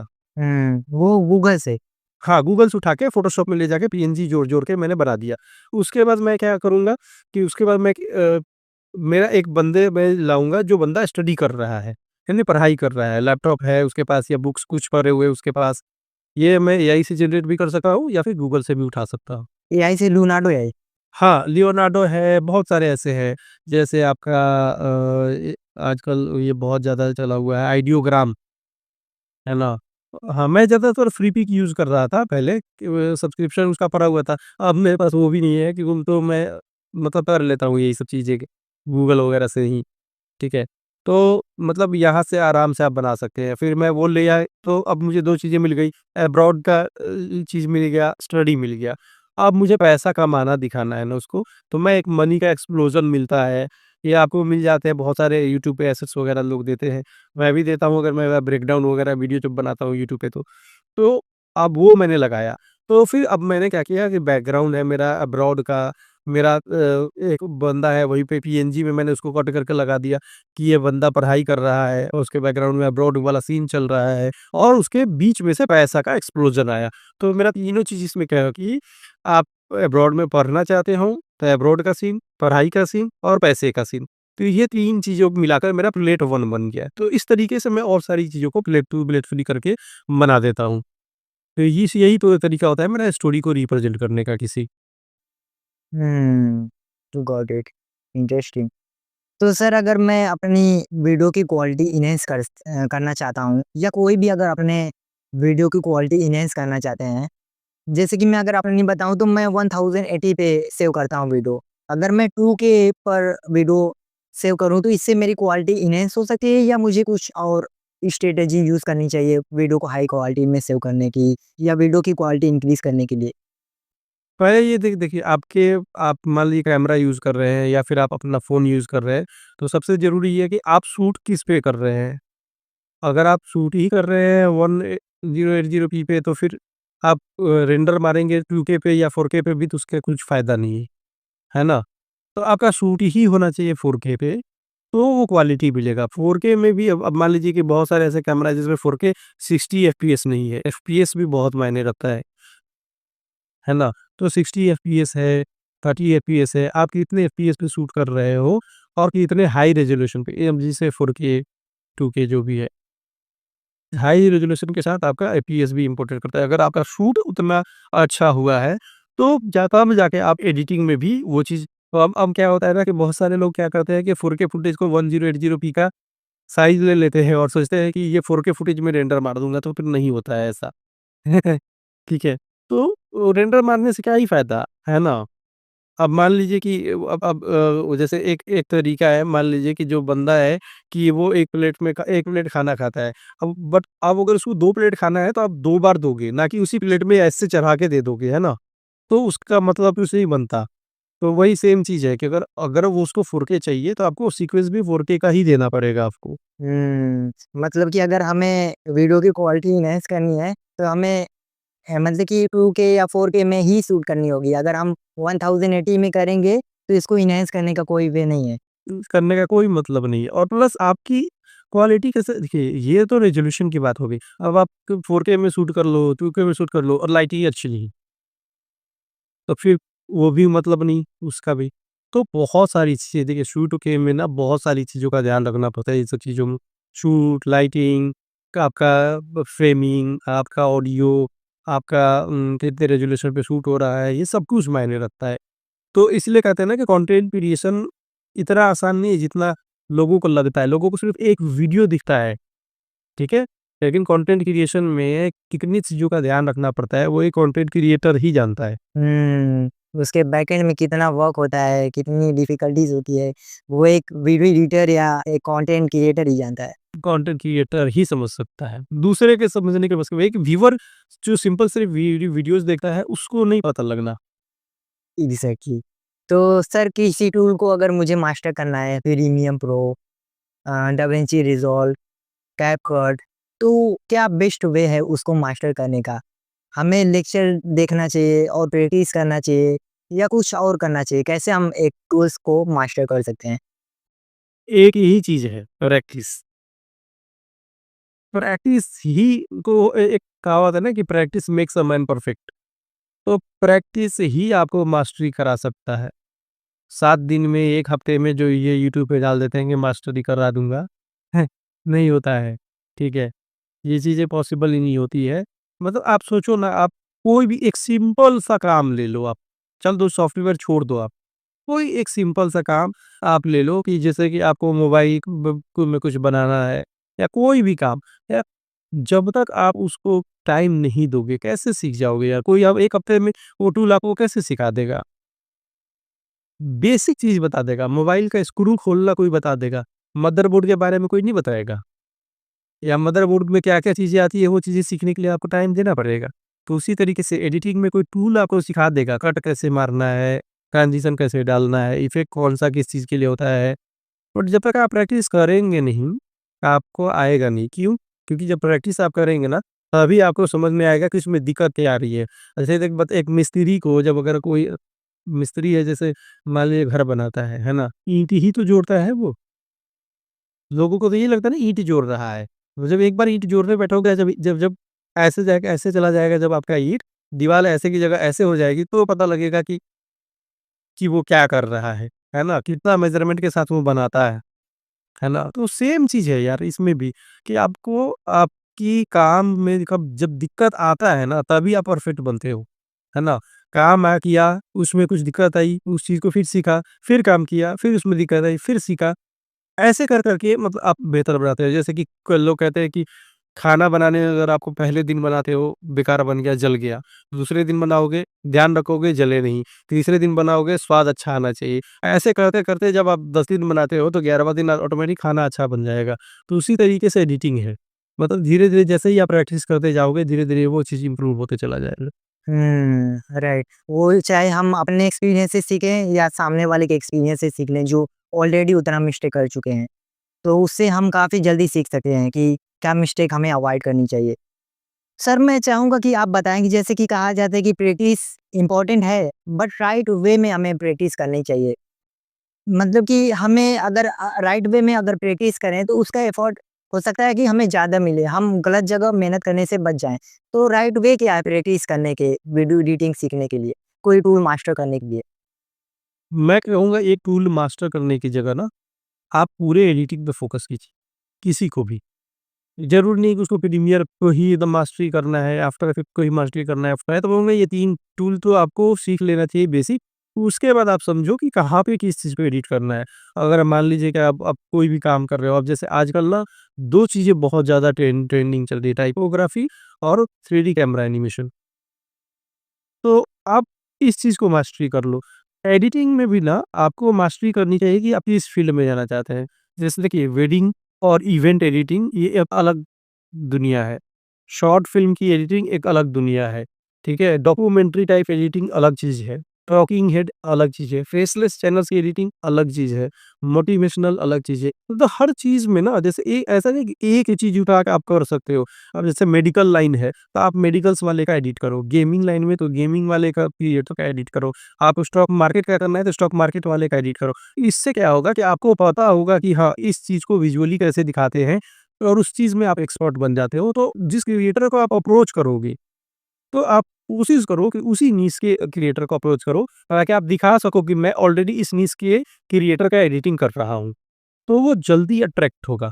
अगर आप सोचो कि आप किसी डॉक्टर का एडिटिंग कर रहे हो और लेके जाओगे स्टॉक मार्केट वाले के पास, वो तो देखेगा ही रिजेक्ट कर लेगा ना, या तो मेडिकल लाइन का है। लेकिन सोचो कोई अगर डॉक्टर है, उसकी एडिटिंग आप किसी दूसरे डॉक्टर को दिखा रहे हो, तो वो अट्रैक्ट जल्दी होगा, है ना? तो इसलिए आपको एक नीश भी पकड़नी चाहिए, उसी में मास्टरी करो। एक एडिटिंग स्टाइल भी पकड़ना चाहिए, उसी को मास्टरी करो और उसी चीज़ में बढ़ो। मैं ये नहीं कहूँगा कि सिर्फ डॉक्टर का एडिटिंग करो। करो आप सबका, बट जब आप किसी को रेफरेंस के लिए भेजो, तो डॉक्टर वाले को डॉक्टर का ही भेजो, स्टॉक मार्केट वाले को स्टॉक मार्केट का भेजो। और इसमें हमें कम एफर्ट भी देना पड़ेगा। जैसे कि अगर हम एक निश सिलेक्ट कर लें, तो इसमें हमें मतलब कि कम समय में वो चीज़ हमें मास्टरी कर सकते हैं, और मतलब कि ये चीज़ को अगर हम पकड़ लें तो इसमें प्रो बनना थोड़ा ज़्यादा बढ़िया होता है। एग्ज़ैक्टली ईज़ी हो जाता है। मतलब आपके दिमाग में ये नहीं होगा ना कि ये इतनी चीज़ें सीखनी है। आपके दिमाग में ऑलरेडी ये रहेगा कि मुझे ये चीज़ सीखना है बस। एग्ज़ैक्टली। मैंने यस्टरडे मतलब कि पॉडकास्ट किया था, वो भी यही चीज़ बता रहे थे, जो कि सही आपने भी बिल्कुल सही बताया। तो सर आगे चलते हैं, ये बताइए कि क्या बेस्ट सॉफ्टवेयर है, वो मोबाइल एडिटिंग के लिए और लैपटॉप के लिए?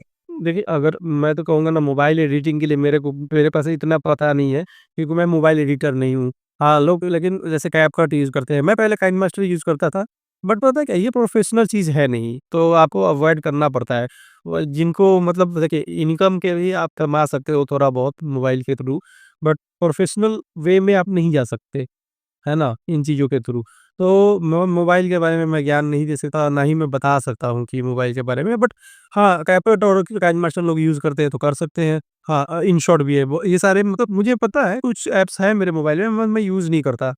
लेकिन हाँ, अगर आप आना है इंडस्ट्री में, आपको आना है प्रोफ़ेशनल एडिटिंग में, तो आपको बहुत सारे सॉफ्टवेयर हैं, जिनमें जैसे फाइनल कट प्रो है, आपका दाविंची है, फिल्मोरा है, प्रीमियर है।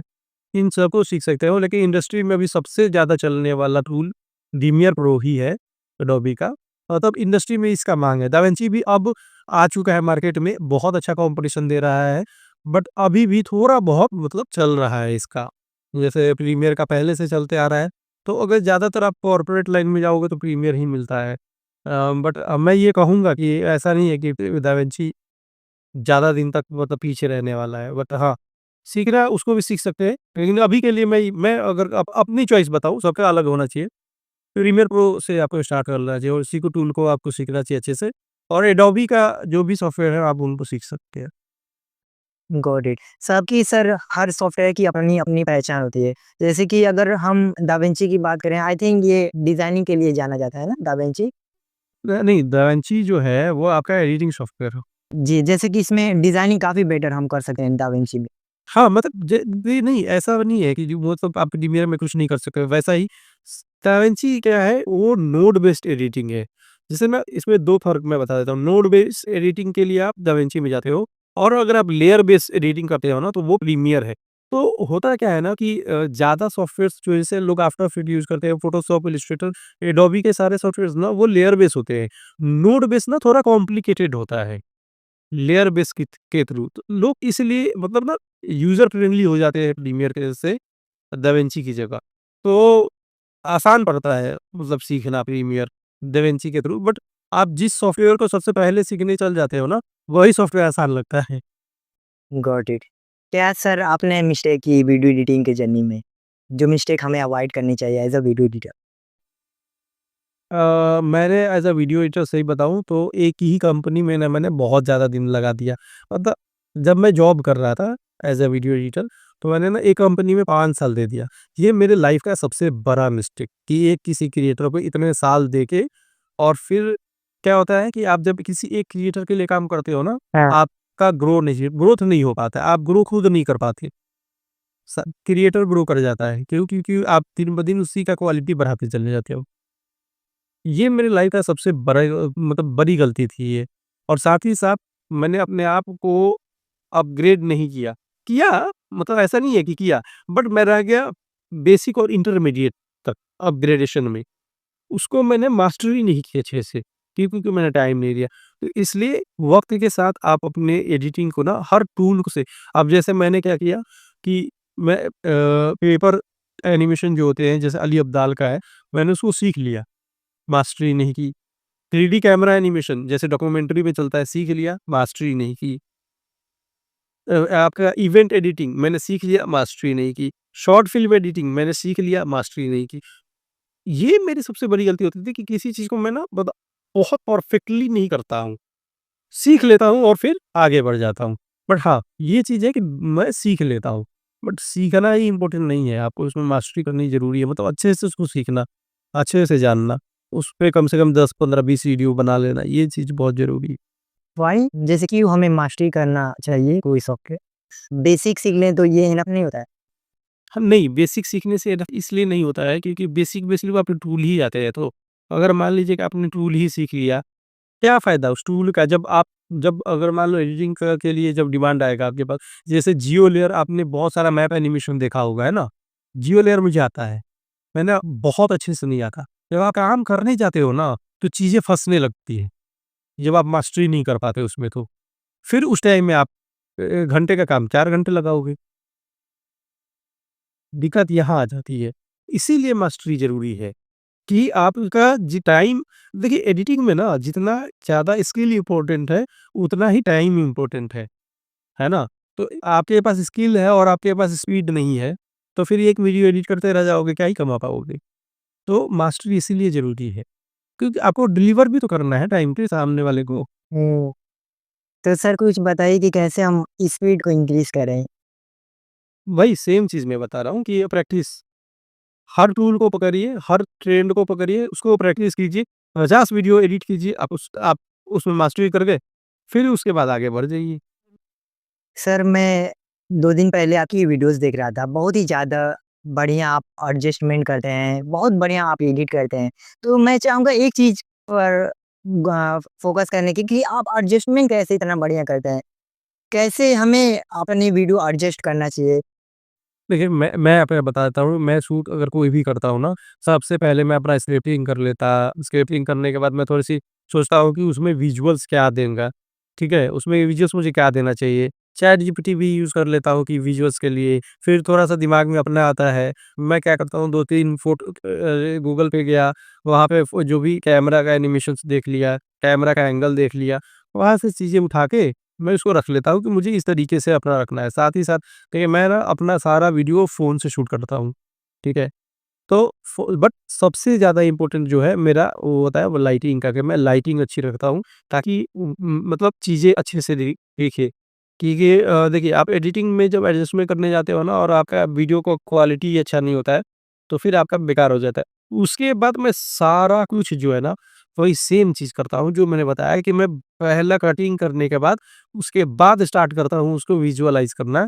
मतलब उसको सोचना कि हाँ, इसमें मुझे अभी क्या एडिट करना है, इसमें मुझे अभी क्या एडिट करना है और मैं सोच-सोच के तभी एडिटिंग करते चलता हूँ। कि 10 मिनट का वीडियो है, अब उसको स्टोरी बोर्डिंग को ऐसे कर ले जाऊँगा मैं 10 मिनट का। तो मैं जब पहले आधे-आधे मिनट एडिटिंग करते जाता हूँ और उसको एडजस्ट करते चले जाता हूँ मैं। Got it.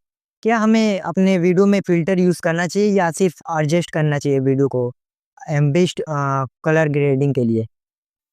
देखिए, कोई भी मतलब आप रॉ फुटेज का आप शूट करते हो ना, उसको कभी भी ऐसे मत डालिए। हल्का-फुल्का कलर एडजस्टमेंट आपको करनी चाहिए। बेसिक एडजस्टमेंट आता है लुमेट्रिक प्रीसेट में, प्रीमियर प्रो में, वहाँ से आप थोड़ा बहुत उसको ट्विस्ट कर लीजिए। नहीं तो आपको फ्री बहुत सारे लट्स मिल जाते हैं। उनको आप डायरेक्टली आप लट्स का यूज़ कर सकते हैं और लट्स को भी जब आप यूज़ करते हैं तो उसको भी ट्विस्ट कर सकते हैं आप अपने अकॉर्डिंग कि मुझे ये लट्स पसंद आ गया, अब उसको ट्विस्ट कर लिया थोड़ा कि उसका एक्सपोज़र कम कर लिया, हाइलाइट कर लिया, कॉन्ट्रास्ट कम कर लिया। देख लिया कि उसका टेम्परेचर कि क्या मुझे परफेक्ट दे रहा है। साथ ही साथ एडजस्टमेंट लेयर रख के अगर आप उसपे लिमिटिक अप्लाई करते हैं, तो उसकी ओपेसिटी कम-ज़्यादा करके भी देख सकते हैं कि इतना ही मुझे इसकी ओपेसिटी चाहिए। उस ओपेसिटी को अगर कंट्रोल करते हैं ना, तो और चीज़ें आसान हो जाती है। तो ये मेरा काम क्या होता है, मैं रॉ फुटेज उठा के डाला, सबसे पहले मैं क्या करता हूँ कि उसको कलर ग्रेड करता हूँ, ठीक है? कलर ग्रेड या कलर करेक्शन कर लिया, फिर उसकी मैं कटिंग कर लेता हूँ। कटिंग करने के बाद मैं उसका क्या करता हूँ, ऑडियो को देखता हूँ कि ऑडियो का फ़िल्टर कैसे यूज़ करना है, ऑडियो अच्छा कर लिया। ये 3 चीज़ें मेरा एकदम बेसिक चीज़ है। ये करने के बाद जाके तब मैं एडिटिंग शुरू करता हूँ अपना। हुँ। मैं सर आज वीडियो एडिटिंग का ट्यूटोरियल देख रहा था, तो उसमें शार्पनेस को काफ़ी इंक्रीज़ कर रहे थे हर जगह पे। तो क्या शार्पनेस को इंक्रीज़ करने से वीडियो की क्वालिटी में एनहांसमेंट होता है? पता क्या देखिए, मैं बता रहा हूँ शार्पन या फिर ये सब चीज़ें ना तब काम आती है जब आपका वीडियो और ऑलरेडी अच्छा है ना? मैं सेम वही चीज़ बता रहा हूँ कि अगर आपके पास शार्पन आपका मतलब वीडियो का है ही नहीं, वीडियो के अंदर ही नहीं है कुछ, आप क्या ही शार्पन करोगे?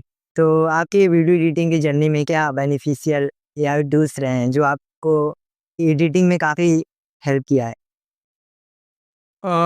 मतलब टूल्स के बारे में बताऊँ तो जब से एआई आया है, मैं सबसे बहुत ज़्यादा इमेज जनरेट की वाला जो है टूल वो यूज़ करता हूँ। उसके बाद मैं बताऊँ तो प्रीमियर के बहुत सारे एक्सटेंसर्स टूल हैं, जैसे प्रीमेड एनिमेशंस होते हैं उसमें या फिर उसमें प्रीमेड टेक्स्ट एनिमेशन होता है या साउंड इफेक्ट्स ऑलरेडी उसमें होता है। तो ये एक्सटेंशन टूल को सीखना ये बहुत ज़्यादा इम्पोर्टेंट था और बहुत जल्दी मैंने सीख भी लिया जब मुझे जो चीज़ की ज़रूरत पड़ी। उसके साथ-साथ आफ्टर इफेक्ट में भी बहुत सारे ऐसे प्लगइन आते हैं, उन प्लगइन्स को यूज़ किया। तो ऐसे करके धीरे-धीरे ना मतलब इन चीज़ों को साथ-साथ में इम्प्रूव होता चला गया, ठीक है? तो एक्सटेंशंस को ज बहुत ज़रूरी चीज़ है कि आप सिर्फ़ प्रीमियर के सॉफ्टवेयर पे मतलब डिपेंड नहीं रहिए, एक्सटेंशन टूल को सीखिए और एक्सटेंशन टूल के साथ क्योंकि हार्ड वर्क तो ज़रूरी होता है, वो स्मार्ट वर्क भी ज़रूरी होता है, उसके साथ-साथ। हाँ, तो वो चीज़ और उनको सीखना मेरे लिए बहुत अच्छा काम किया। कौन-सा टूल सर आप कैप्शन वो और टेक्स्ट के लिए यूज़ करते थे? मैं देखिए एक्चुअली अभी तो मैं यूज़ कर रहा हूँ वीट.आईओ एक है और कैप्सन.आईओ भी है।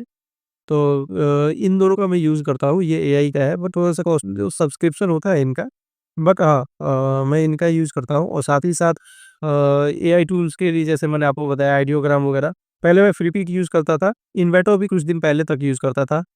जब से मैंने कंपनी छोड़ा सब कुछ बंद है, जो फ्री वाली चीज़ है वही यूज़ करता हूँ बस। हाँ, वीट.आईओ सिर्फ़ अभी यूज़ कर रहा हूँ कैप्सिस के लिए। बिट.आईओ फ्री नहीं है, पेड है ना?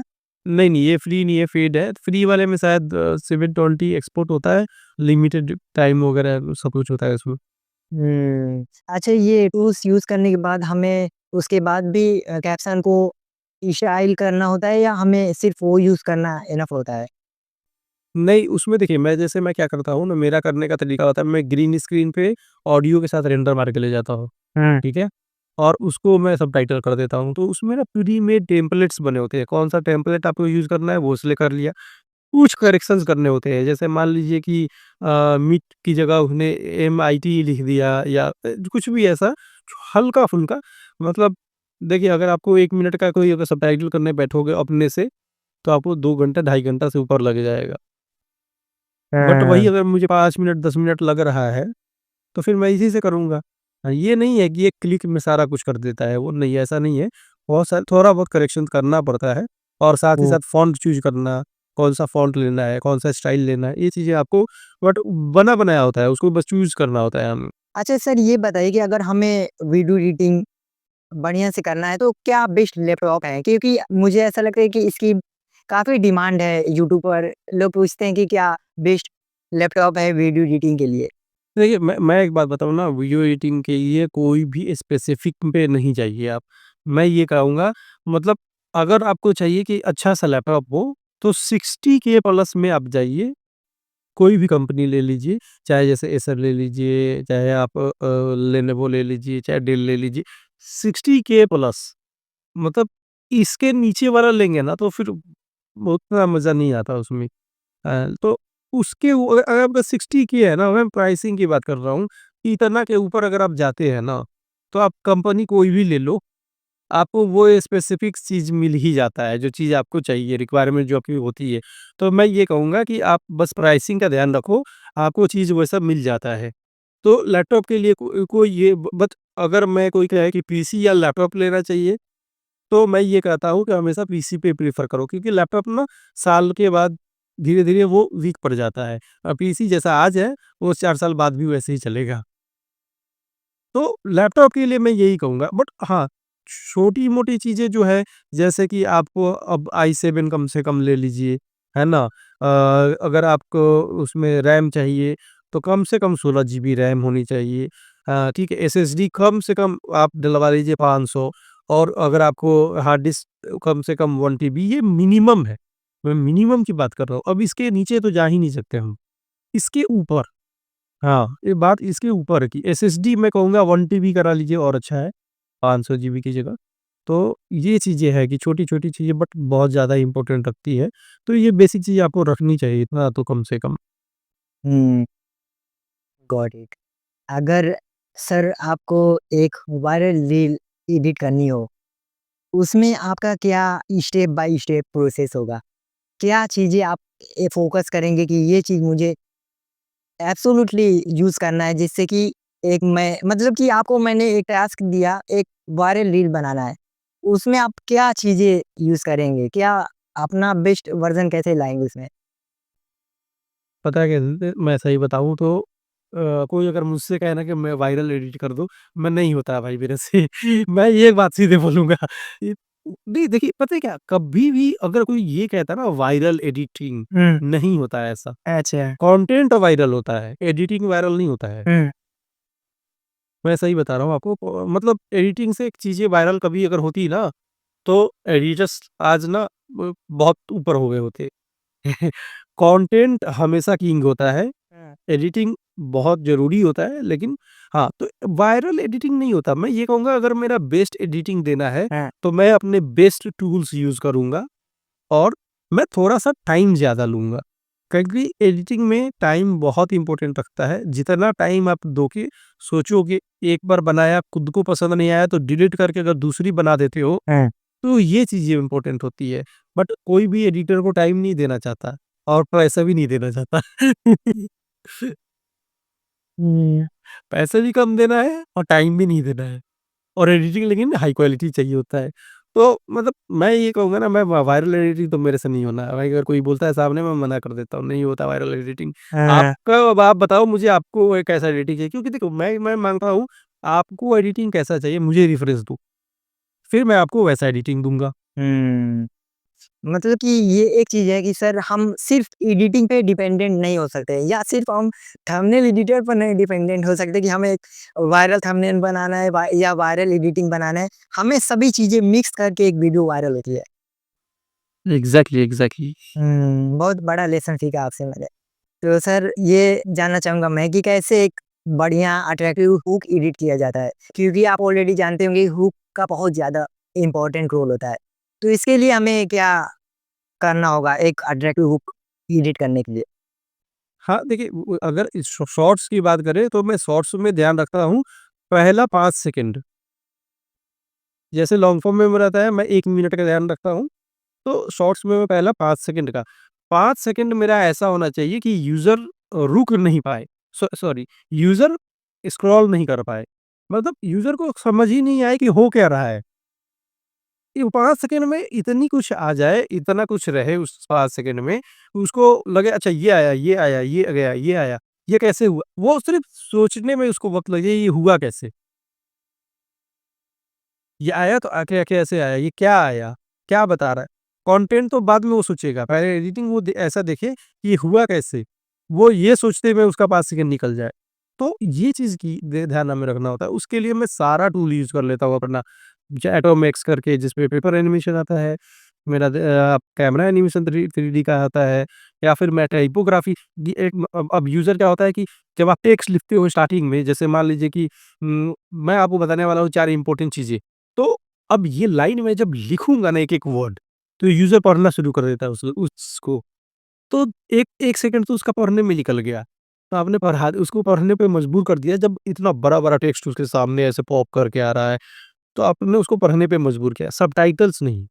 छोटे सबटाइटल्स ना आजकल नहीं कोई पढ़ता, इसलिए वो टाइपोग्राफी यूज़ हो रही है आजकल।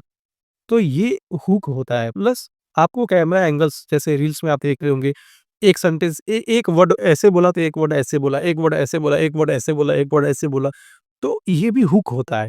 तो इसको बोलते हैं प्री प्रोडक्शन का हुक। एडिटिंग का हुक अलग हो गया, जैसे मैंने बोला कि टाइपोग्राफी कर सकते हैं, मोशन ग्राफिक ला सकते हैं, यूज़र को कभी क्रॉप करके दिया, कभी फुल स्क्रीन पे दिया, कभी छोटा-सा ज़ूम कर दिया, कभी टेक्स्ट में सामने ही कुछ ला दिया। तो बहुत सारे तरीका होता है। एक एक चीज़ नहीं होता है कि इसी तरीके से हम हुक कर सकते हैं। हुँ, अंडरस्टूड। तो हमें ज़्यादा क्लाइंट पाने के लिए क्या करना होगा अगर हम एक वीडियो एडिटर बन गए? अगर कोई वीडियो एडिटर बन गया, तो उन्हें कैसे फ्रीलांसिंग करनी चाहिए? आप एक अच्छी गाइडेंस दीजिए कि क्या प्लेटफ़ॉर्म उन्हें यूज़ करनी चाहिए और कैसे उन्हें क्लाइंट पाना चाहिए? देखिए मैं बताऊँ मैं कोई भी प्लेटफ़ॉर्म यूज़ नहीं करता। हुँ, जैसे अपवर्क या फिर जो ये सब होते हैं फाइवर हो गया ये सब यूज़ नहीं करता मैं। हुँ, मेरा क्लाइंट टोटली यूट्यूब, इंस्टाग्राम और लिंक्डइन से है। अच्छा, अभी मैं ट्विटर भी उतना एक्टिव नहीं हूँ। तो मेरा ख़ास करके सबसे ज़्यादा यूट्यूब है, सेकंड नंबर पे मेरा लिंक्डइन है और थर्ड पे इंस्टाग्राम है। तो होता क्या है कि मैं पूरी तरीके से अपना फ़ोकस किया हुआ है यूट्यूब पे। यहाँ पे अपना मैं पर्सनल ब्रांड क्रिएट कर रहा हूँ कि मतलब मुझे लोग देखेंगे, मेरी एडिटिंग देखेंगे, खुद ब खुद मुझे कॉन्टैक्ट करेंगे। लेकिन सब कोई स्टार्टिंग में तो ये नहीं कर सकता, मुझे भी टाइम लगा ये चीज़ करने में। हुँ, तो उससे पहले मैं यही कहूँगा देखिए, बहुत लोग बोलते हैं कि आउटरीच कीजिए, मतलब जैसे हाँ, एक्चुअली मैं बताता हूँ आउटरीच करने में एक चीज़ मेरे को क्या दिक्कत अभी आई, ये कि ध्यान में आ गया। पता है जैसे मैंने ना कल परसों मैंने एक लिखा, मैं आउटरीच कर रहा था। अब आउटरीच करने का तरीका के साथ-साथ मैं ये चीज़ बता देता हूँ। लिंक्डइन पे गया मैंने लिखा कि वीडियो एडिटर हायरिंग या वीडियो एडिटर हायर, ठीक है? मैं लिखता हूँ जैसे, तो मेरे पास सारा पोस्ट आ गया। मैं उन पे जाता हूँ, कमेंट में बोलता हूँ कि आई एम इंटरेस्टेड या डीएम मी, या फिर मैं अपना पोर्टफोलियो वहाँ पे भेज देता हूँ, ठीक है? ये सारा एडिटर करते हैं। तो मैं भी यही करता हूँ, क्योंकि मुझे भी काम चाहिए, क्योंकि अब मैं फुल टाइम छोड़ चुका हूँ, तो मेरी एक बहुत बड़ी इनकम जो थी, वो खत्म हो गई। तो मैंने एक वीडियो बनाया था कि 0 से 80,000 मैं कैसे पहुँचा। शायद उसने देखा होगा वो वीडियो, लगभग आज से मैंने 2-3 महीने पहले बनाया था। हाँ। वो बंदा आके मैंने जब लिखा interested, I am interested LinkedIn पे, वो बंदा आके देख रहा है नीचे और लिख रहा है मुझे, भाई तू तो 80,000 रुपए कमाता है, तो ये यहाँ इंटरेस्टेड क्यों लिखते जा रहा है हर जगह? उस बंदे को ये तक नहीं समझ में आ रहा है कि मैं फुल टाइम जॉब छोड़ चुका हूँ और फ्रीलांस में आ गया फुल टाइम, हैं? मेरा एक बहुत बड़ा चंक है जो वो जा चुका है। और एक और चीज़ देखिए, होता क्या है कि अब अगर मैं आज ये मेरे पास एक क्लाइंट है, ठीक है? हाँ। अब मुझे वो रील का ₹1000 दे रहा है। मैं दूसरे के पास जाऊँगा, अगर वो मुझे 1500 देना शुरू करेगा, तो फिर मैं उसका एडिट करूँगा ना। अब मैं 1000 वाले पे ही रुका रहूँगा तो कब तक रुकूँगा ये बताइए? हाँ। तो ये चीज़ पता है बहुत ज़्यादा, मतलब उ उस बंदे को मतलब मैं सोचा कि इसका तो माइंडसेट ही यही है कि अच्छा 80,000 कमा लिया तो हो गया खत्म। पहली चीज़ ये, और दूसरी चीज़ कि उसको पता ही नहीं कि मैं फ्रीलांस में आ गया हूँ फुल टाइम। मैं एक फुल टाइम जॉब करता था। मतलब मेरी एक बहु मतलब 70% मेरी इनकम वहाँ से होती थी। तो मेरी 70% इनकम खत्म हो चुकी है ना? अब मैं फुल टाइम फ्रीलांस हूँ तो मुझे अब चाहिए, मुझे करना है अब। तो उसको ये नहीं पता, बट हाँ, तो मैं यही करता हूँ कि लिंक्डइन पे गया, हायरिंग वाले पे जाके इंटरेस्टेड लिखा। एक तरीका ये हो गया। ट्वी इंस्टाग्राम पे मैं अपनी एडिटिंग का बिफोर आफ्टर डालता हूँ। कुछ लोग वहाँ से देख के आ जाते हैं। यूट्यूब पे मैं अपनी वीडियोज़ डालता हूँ, उसमें बोलता हूँ कि अगर आप कंटेंट क्रिएटर हैं तो रीच आउट कर सकते हैं, एडिटर हैं तब भी रीच आउट कर सकते हैं, क्योंकि मेरे पास कुछ ऐसे काम आता है जो मेरे लेवल का नहीं है। अब मैं भी एक लिमिटेड तक एडिटिंग करूँगा। अब कोई मुझे कहेगा सिर्फ इमेज लगा-लगा के दो, तो मेरे से नहीं होता भाई। क्यों करूँगा मैं इमेज लगा-लगा के एडिट, है ना? जब तक मुझे उसमें लगता नहीं कि ये मेरे लेवल का काम है, अब एक ही बार लो नहीं जाता, तो मैं यही करता हूँ। लेकिन हाँ, मैं काम सबका करूँगा। अगर एक छोटा क्रिएटर है वो किसके पास जाएगा? है ना? तो मैं क्या करता हूँ कि मैं वो अब एक बंदा है, मैं टेस्ट लेता हूँ, उनका काम अगर सही लगता है, फिर मैं वो उठा के उन्हीं को दे देता हूँ कि तू कर ले भाई, इतने पैसे वो दे रहा है और तू भई एडिट कर लियो। मतलब तो ये चीज़ है, तो मैं इनबाउंड भी करता हूँ, आउटरीच भी करता हूँ। आउटरीच करने का मेरा यही सिंपल तरीका है, लिंक्डइन पे हायरिंग पोस्ट पे जाना, और दूसरा इंस्टाग्राम पे अपना बिफोर आफ्टर डालना, और यूट्यूब पे अपनी पर्सनल ब्रांडिंग के थ्रू। तो मेरा यही है।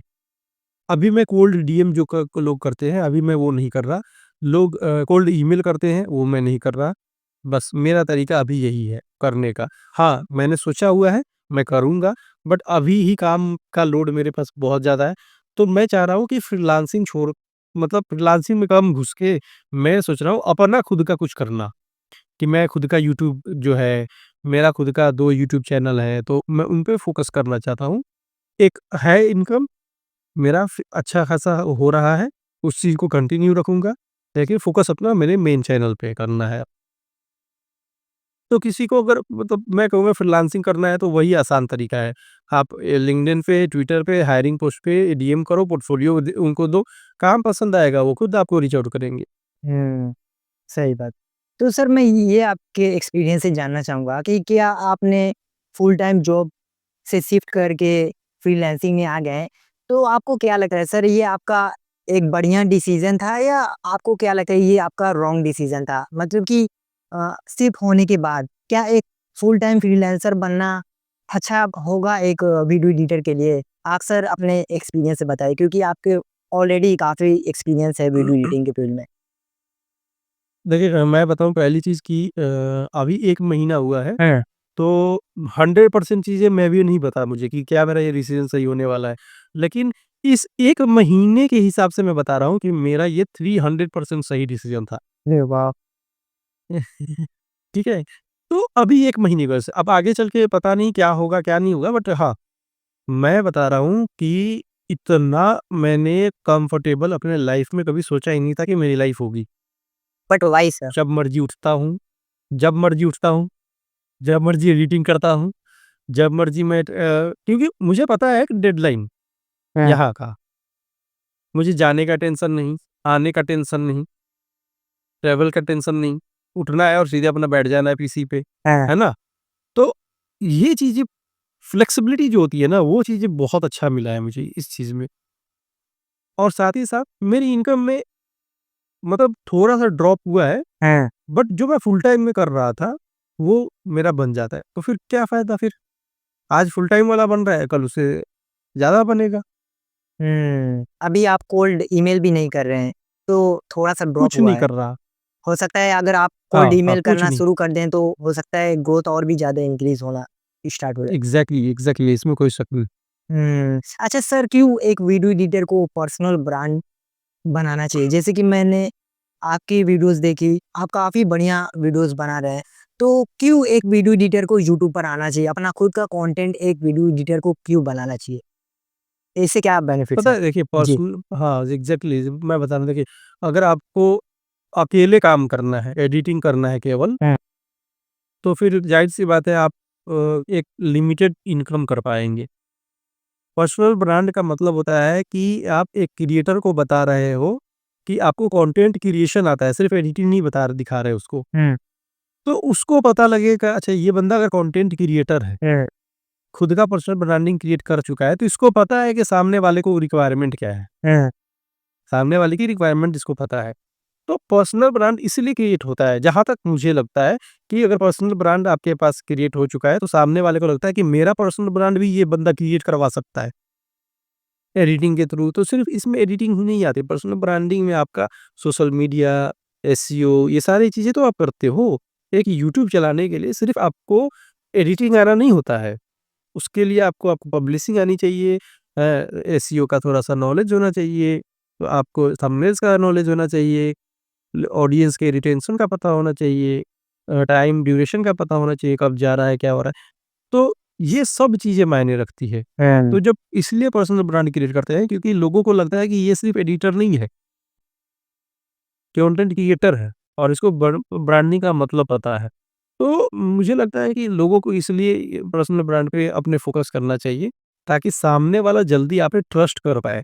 और एक होता है ना कि जब आप सामने कुछ करके मतलब ऐसे सोचो आप किसी शॉप पे जाते हो, हैं?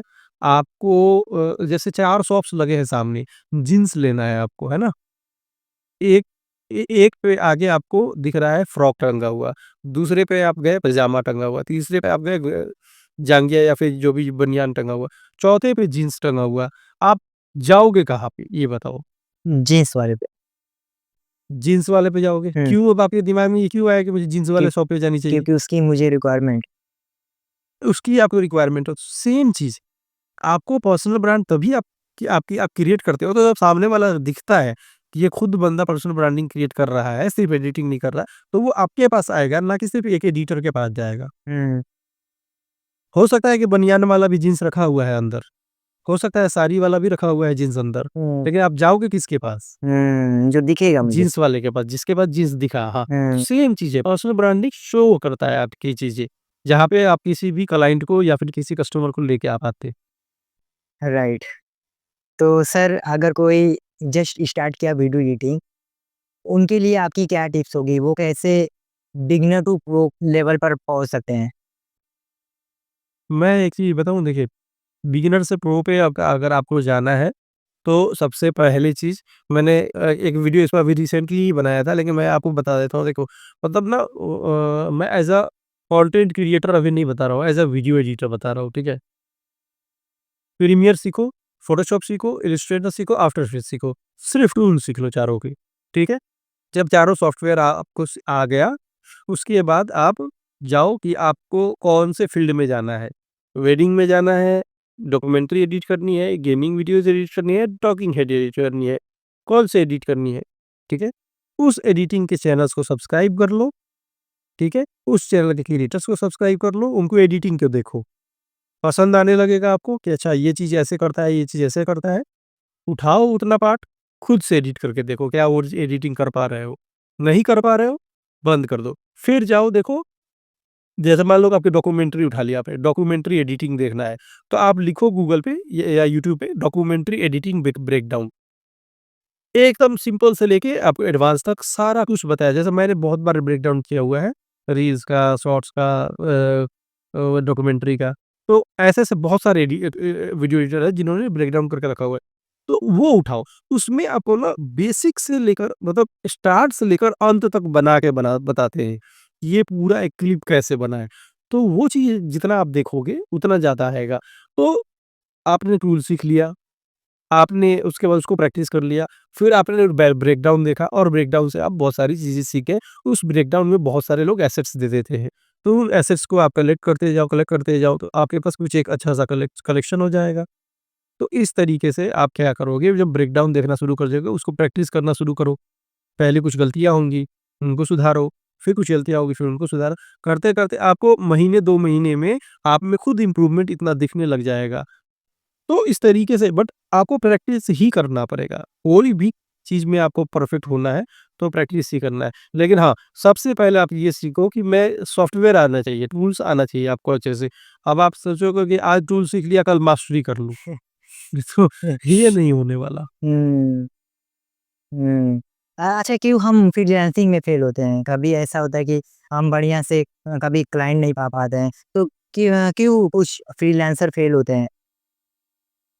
2 रीज़न में जहाँ तक मुझे लगता है, मैं अपना बता रहा हूँ क्यों फ़ेल होता हूँ। हाँ, क्योंकि एक पहला चीज़ है कि या तो आपका एडिटिंग स्टाइल सामने वाले को पसंद नहीं है। जैसे मैंने बताया ना, डॉक्टर को डॉक्टर का भेजो, स्टॉक मार्केट वाले को स्टॉक मार्केट। तो लोग ये गलती करते हैं कि एक पोर्टफ़ोलियो बना हुआ है, बस वही उठा-उठा के चेपते रहते हैं सबको। उसमें भी ड्राइव पे डाल के भेजते हैं। सामने वाले को क्यों पसंद आएगा? हाँ। तो आपको क्या करना चाहिए कि आपको पकड़ लेना चाहिए कि मुझे 2 से 3 निश आपको पकड़ लो कि मेडिकल, रियल एस्टेट और मुझे डॉक्यूमेंट्री, ये 3 चा टाइप का एडिटिंग करना है या टॉकिंग हेड जो भी कर लिया, गेमिंग कर लिया। 3 को पकड़ो, 3 टाइप का पोर्टफोलियो बना लो और वही तीनों लोगों को भेजते रहो। पहली चीज़ ये, वरना यहाँ पे भी आपकी गलती होते रहेगी और आपको क्लाइंट मिलना मुश्किल हो जाएगा। दूसरी चीज़ प्राइसिंग, अभी टूल आया नहीं, एडिटिंग सीखा नहीं, मुझे तो ₹1500 चाहिए पर रील। है ना? तो ये भी तो चीज़ है कि आप अपना देखो ना पहले कि आपको क्या आता है ना? हाँ, आपको जितना आता है उतने तक का ही डिमांड करो सामने वाले से। ये नहीं कि सामने वाला क्लाइंट इतना देता है तो आप उसको कह दो कि मैं देखो, कोई भी क्रिएटर क्या चाहता है कि मेरा पैसा बचे और मेरा काम हो जाए। हाँ। कम पैसे में अच्छा काम हो जाए। तो एक जो बिगिनर है वो कम पैसा लेकर काम सोचेगा बेहतर करके देने के लिए ताकि उसके पास क्लाइंट आए। एक क्रिएटर क्या सोचता है, मुझे कम पैसे देना पड़े और मुझे एडिटिंग मिल जाए। तो स्टार्टिंग में वही होता है कि आप प्राइसिंग, आपको पता होना चाहिए कि आपको क्या माँगना है सामने वाले से। प्राइसिंग में अगर आप ये दिक्कत करते हैं तो वहीं से क्लाइंट छोड़ के चला जाएगा कि अगर अगर उसको पैसा आप 1500 देना है, तो एक बिगिनर को क्यों देगा? वो फिर एक्सपर्ट को देगा। हुँ, एब्सोल्यूटली। तो प्राइसिंग और ये नीश, ये 2 इम्पोर्टेंट बहुत ज़्यादा है। तो कैसे हमें प्राइसिंग सेलेक्ट करना चाहिए कि हमें ये प्राइस चार्ज करना है, वो कैसे अंदाज़ा होगा? 2 क इसमें भी मैं 2 चीज़ बताऊँगा। पहली चीज़ कि आप उस क्रिएटर से बात कर लो या जो एडिटर है उनसे बात कर लो कि भाई ऐसा एडिट करना है, ये आप बता सकते हो? जैसे मुझसे कुछ लोग पूछते थे कि रील का सैंपल भेज दिया कि वो ऐसा एडिटिंग चाहता है। मुझे इतने 1 साल हो गया एडिटिंग करते, मैं इसका कितना चार्ज करूँ? या तो एडिटर को ही बता देगा। नहीं, अगर मान लीजिए कोई एडिटर आपके जान-पहचान में है, तो आप ये सोचो कि आपका मेहनत कितना लग रहा है उसमें? कितना टाइम लगा रहे हो आप उसमें? उस मेहनत टाइम के अकॉर्डिंग आप माँग सकते हो। मान लो कि आप एक लेबर से हम मान के चलते हैं कि एक लेबर 500 लेता है पर डे का, ठीक है? है ना? क्या आपका उस रील को करने में पूरा दिन लग गया? अगर पूरा दिन लग गया, तो आप वहाँ पे ₹1000 माँग सकते हो, हैं? ठीक है? स्टार्टिंग कर रहे हो तो ₹500 भी अभी कर लो। हो सकता है कि आगे चल के आप खुद ब खुद वो क्लाइंट बढ़ा दें, 500 में भी कर लो। मैं ये नहीं कि इसको कंपेयर नहीं कर रहा एक लेबर से, कि एक एडिटर को मैं लेबर से कंपेयर करने जाऊँ, बट मेहनत की बात की मैंने। स्टार्टिंग में तो इससे क्या होगा कि कम प्राइसिंग में आपको पैसे भी मिल गए और आपका पोर्टफोलियो भी बिल्ड हो रहा है, क्योंकि आप किसी क्रिएटर के लिए काम कर रहे हो। और हो सकता है कि आज ₹500 में किया, 3 महीने बाद आप कहो तो वो हो सकता है उसी को 800 और 1000 कर दें, है ना? तो एक स्ट्रॉन्ग रिलेशनशिप बनते चला जाएगा उसके साथ आपका। अच्छा, तो सर कैसे हमें एक बढ़िया पोर्टफोलियो बनाना चाहिए वीडियो एडिटिंग के लिए? देखिए पोर्टफोलियो बनाने के लिए ना सबसे ज़्यादा मतलब अगर एक बिगिनर है उसके लिए मैं बता रहा हूँ कि वो क्या कर सकता है कि आजकल पॉडकास्ट बहुत चलता है, ठीक है?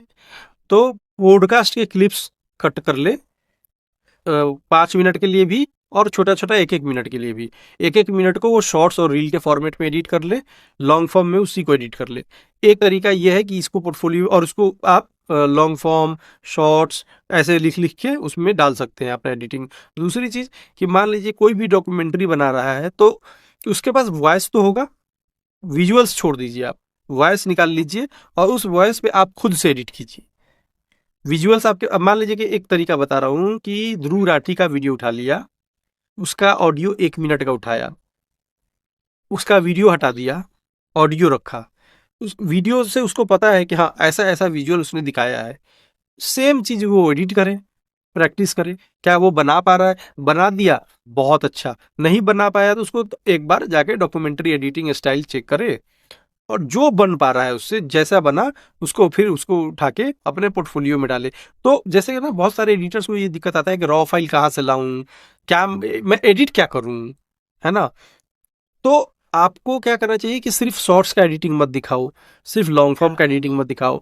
तो आपको वेरिएशंस आपके पास होना चाहिए कि आप पॉडकास्ट का रील एडिट करते हो, पॉडकास्ट एडिट करते हो, शॉर्ट्स एडिट करते हो, लॉन्ग फॉर्म एडिट करते हो, नॉर्मल इंस्टाग्राम का रील एडिट करते हो। तो ये सारे वेरिएशंस आपके पोर्टफोलियो में होने चाहिए। चाहे आप दो दो तीन तीन, मान लीजिए आपने 10 शॉर्ट्स एडिट किया, उसमें से 2 सैंपल उठा लो जो आपका बेस्ट एडिटिंग लगा, आपको खुद का लगा। 10 लॉन्ग फॉर्म किया, उसमें से 2 लॉन्ग फॉर्म, 2-4 पॉडकास्ट किया, उसमें से 1 पॉडकास्ट।